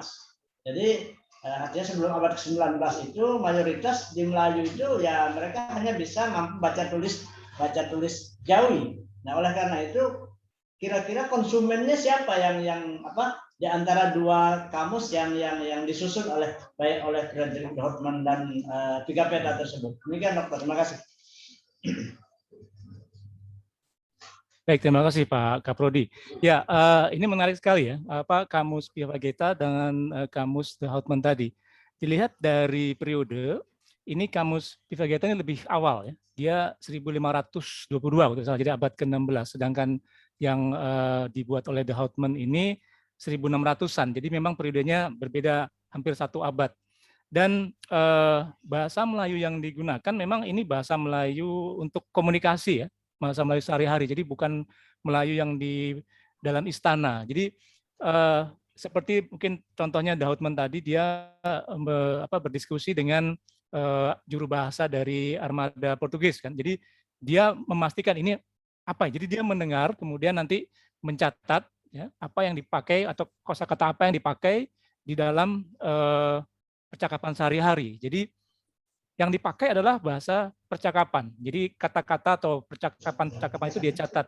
Jadi memang kalau kita lihat yang lebih dulu Pigafetta tadi, karena mereka lebih dulu datang ke Nusantara ya. Ini kan dia dari Portugis lebih dulu ke Nusantara, baru setelah itu bangsa Belanda. Nah, siapa yang memanfaatkan? Tentunya para pedagang ya atau para pelaut-pelaut yang setelahnya.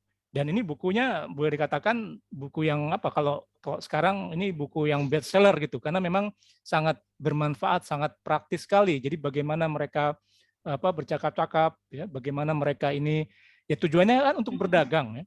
Kalau misalnya kita kaitkan dengan tujuan Belanda datang pertama ke Nusantara, itu berdagang, bukan untuk menguasai. Dan di sini mungkin bisa saya jelaskan sedikit, mereka tidak mau mengajarkan bahasa Belanda karena mereka pikir buat apa mengajarkan bahasa Belanda kalau misalnya mereka juga memahami atau pihak Belanda memahami bahasa Melayu gitu.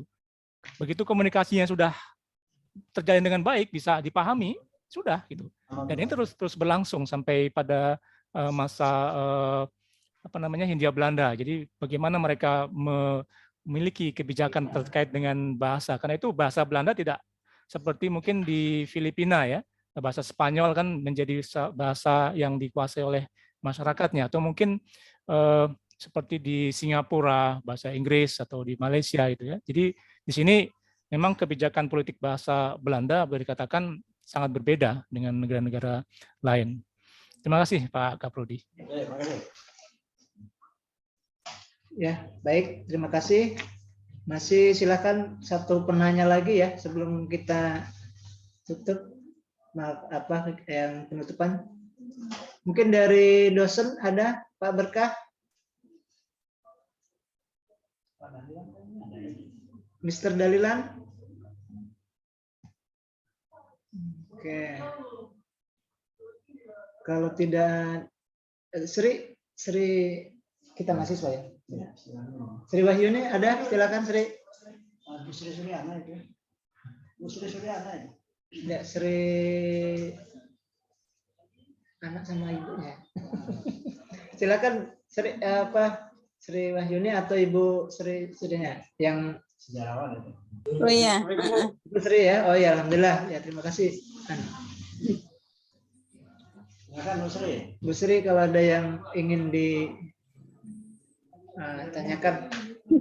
Baiklah, Assalamualaikum warahmatullahi wabarakatuh. Waalaikumsalam warahmatullahi wabarakatuh. Nah, pada yang terhormat Bapak Dokter, terima kasih atas materi pada hari ini. Nah, di sini seperti bahasa Indonesia itu mengalami perkembangan-perkembangan dan perubahan-perubahan ejaan. Apakah dalam bahasa Belanda itu juga ada sejarah perkembangan yang demikian?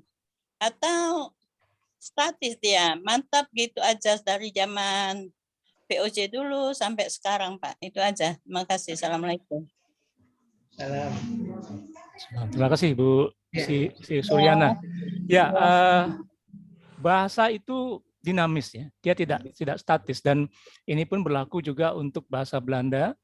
Oh ya. Bahkan dari masa VOC sampai sekarang itu mereka mengalami perkembangan. Bahkan kalau kita tadi lihat contohnya, saya berikan beberapa contoh kan panjang ya. Ada satu kalimat itu panjang, tapi kalau sekarang itu sudah mengalami perubahan lebih praktis. Jadi ada mungkin ada semacam perubahan, baik itu mungkin ejaan, baik itu juga terkait dengan makna, bahkan struktur. Sebagai contoh mungkin bisa kita lihat ini buku Max Havelaar yang diterbitkan pertama 1860-an ya. Ya. Mereka sekarang juga menerbitkan lagi edisi yang sudah diperbarui. Jadi edisi milenial istilahnya kalau pakai istilah itu. Jadi edisi yang bisa diharapkan dipahami oleh generasi muda Belanda milenial. Jadi strukturnya itu diubah. Jadi mereka tidak lagi menggunakan struktur bahasa Belanda abad ke-19 yang memang lebih panjang, lebih rumit gitu. Dan ini terjadi juga di Belanda. Bahkan saya kira tidak hanya di Belanda, mungkin di negara-negara lain ya, itu mengalami dinamika sama seperti dalam bahasa Indonesia juga kan kita juga mengalami itu, ejaannya mengalami perubahan, ada beberapa kali ejaan. Di Belanda juga ada seperti itu. Dan terkait dengan pengajaran bahasa Belanda, memang saya menyarankan kita memahami dulu yang bahasa Belanda modern, ya, untuk bisa memahami bahasa Belanda kuno.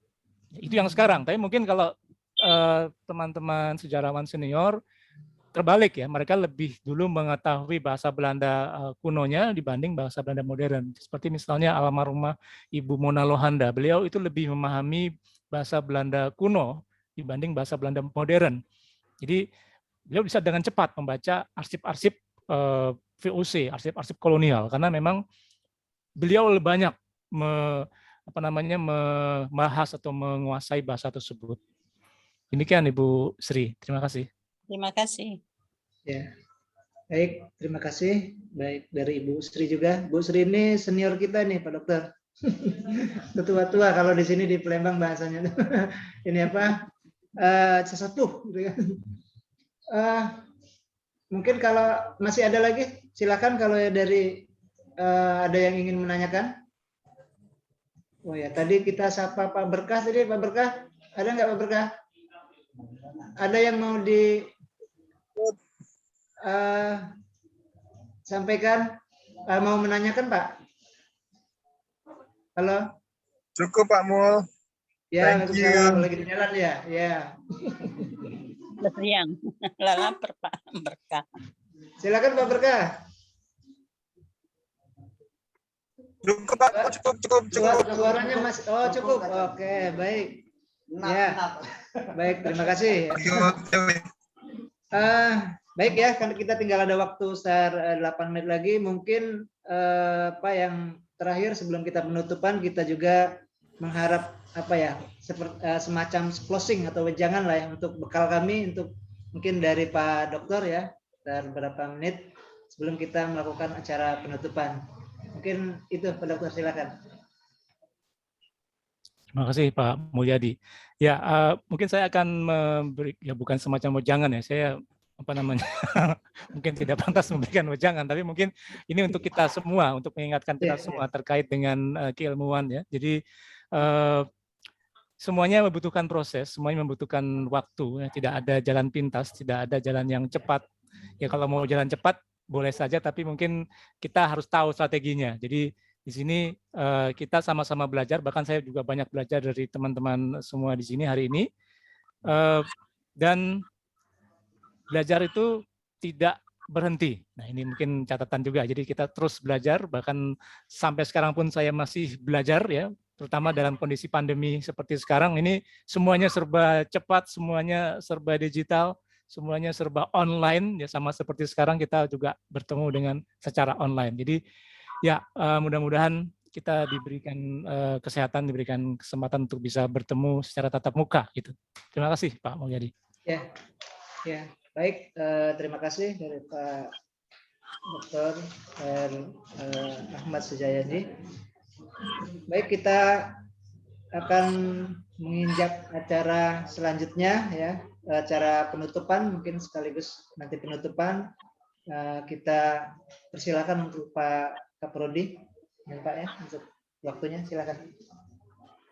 Baik, terima kasih. Bismillahirrahmanirrahim. Assalamualaikum warahmatullahi wabarakatuh. Pertama saya selaku Kaprodi menyampaikan ucapan terima kasih dan penghargaan setinggi-tingginya kepada Bapak Dr. Raden Ahmad Sujayadi yang telah berkenan untuk menjadi narasumber pada kegiatan pelatihan peningkatan kemampuan bahasa Belanda pada hari ini. Semoga apa yang telah disampaikan mudah-mudahan dapat dimanfaatkan, dapat diserap oleh mahasiswa program studi Magister SPI di Fakultas Adab dan Humaniora ini, sehingga menjadi bekal bagi mereka dalam rangka menggali hazanah-hazanah Melayu khususnya yang sebagian besar masih tersimpan di negeri Belanda, dan tentu apa yang kita dapatkan hari ini adalah sebagai alat bagi mereka untuk menggali hal tersebut, baik naskah-naskah yang memang tertulis dalam bahasa Belanda maupun yang tertulis dalam bahasa Melayu, Arab Jawi, karena untuk sampai ke sana tentu kita harus untuk menggali, mendapatkan, mengakses naskah-naskah yang sebagian besar tertulis di dalam bahasa Jawi pun mereka memerlukan bahasa atau bahasa pengantar atau bahasa alat untuk berkomunikasi dengan pihak-pihak terkait yang memiliki akses kepada naskah-naskah tersebut. Oleh karena itu saya pikir memang kegiatan hari ini sangat bermanfaat, dan tentu ini bukan akhir dari kegiatan ini. Kami tetap berharap kepada Pak Dr. Ahmad Sujayadi untuk tetap memberikan masukan-masukan dan sharing ilmunya, terutama misalnya kalau tadi kita hanya berbicara kepada sesi bahasa Belanda untuk kepentingan percakapan sederhana, tapi saya pikir akan lebih penting lagi kalau Bapak bisa memberikan sharing ilmu tentang misalnya paleografi, tentang bahasa Belanda, karena memang dalam naskah-naskah tersebut mungkin tidak tertulis, karena apalagi tadi disebutkan bahwa kebanyakan bertulis tangan, sehingga itu mungkin bisa memberikan clue-clue atau ada pola-pola tertentu yang bisa kita dipedomani oleh mahasiswa, sehingga sekalipun mereka otodidak dengan sendirinya, mungkin dengan clue-clue tersebut mereka akan bisa melacak sedikit-sedikit apa yang tertulis tersebut. Oleh karena itu kami berharap betul nanti ada sesi selanjutnya untuk memberikan materi-materi yang berkenaan dengan bahasa Belanda yang ada hubungannya dengan paleografi. Mungkin kami dalam kesempatan ini kami berharap betul pada Pak Sujayadi untuk mungkin pada saatnya nanti kami hubungi lagi untuk hal-hal tersebut. Semoga berkenan untuk membagikan ilmu dan pengetahuannya berkenaan dengan bahasa Belanda. Oleh karena itu sekali lagi kami ucapkan terima kasih dan penghargaan yang setinggi-tingginya mewakili Bu Dekan. Saya selaku Kaprodi menyampaikan penghargaan dan ucapan terima kasih juga kepada para peserta yang antusias ikut dalam kegiatan ini. Mudah-mudahan apa yang kita laksanakan pada hari ini membawa barokah ya kepada kita semua dan bermanfaat bagi kita semua dalam rangka menggali hazanah-hazanah Melayuan. Dan informasi sedikit Pak Dr. Ahmad Sujayadi bahwa memang distingsi kita di UIN ini adalah sebagai pusat kajian peradaban Islam Melayu. Oleh karena itu kami sangat berkepentingan tentang bahasa alat tersebut, baik bahasa Arab Melayu maupun bahasa Belanda. Oleh karena itu sekali lagi kami katakan bahwa apa yang Bapak sampaikan hari ini sangat bermanfaat dan sangat penting bagi kami, bagi mahasiswa kami. Oleh karena itu sekali lagi kami hanya dapat mengucapkan terima kasih yang sebesar-besarnya. Semoga semua ini adalah sebagai amal dari Bapak Dr. Ahmad Sudayadi dalam rangka membantu kami menggali hajanah-hajanah Melayu khususnya, baik yang tertulis dalam bahasa Belanda maupun dalam bahasa Jawi, yang tentu banyak sekali disimpan di perpustakaan Belanda. Saya kira itu untuk menutup kegiatan kita pada siang hari ini. Marilah sama-sama kita tutup dengan melafazkan hamdalah. Alhamdulillahirabbil alamin. Sekali lagi terima kasih kepada narasumber. Mudah-mudahan ini dapat kita lanjutkan dengan kegiatan berikutnya yang bermanfaat. Mungkin itu, terima kasih dari saya. Assalamualaikum warahmatullahi wabarakatuh. Waalaikumsalam warahmatullahi wabarakatuh. Dengan ditutupnya dari acara ini dari Kaprodi, maka berakhir juga acara kita pada siang hari ini ya. Kami, terutama saya pribadi sebagai pemandu, mengucapkan banyak terima kasih juga dengan Pak Dokter yang sudah memberikan materi, dan saya mohon maaf kalau ada kesalahan, dan secara keseluruhan dari Prodi kepada peserta juga kalau ada kekurangan dan yang lain-lainnya kami mohon maaf. Kami akhiri, wabillahi taufiq hidayah. Assalamualaikum warahmatullahi wabarakatuh. Mungkin sebelumnya minta waktunya untuk foto ya, foto bersama gitu. Ini dari apa? Semua minta tolong ya. Ada masuk nggak? Masih. Aktifkan kameranya. Ya, kameranya. Mungkin dari bagian staf di Prodi Magister saudari Adia ya, ada ya. Minta tolong diinikan juga. Ini slide yang ya, ini ya. Satu. Silakan kameranya mohon diaktifkan. Aktifkan kameranya semua. 1 2 3. Ya, makasih. Makasih Bapak Ibu sekalian. Terima kasih atas waktunya. Ya. Snacknya masing-masing ya. Mana? Oh ya. Masih.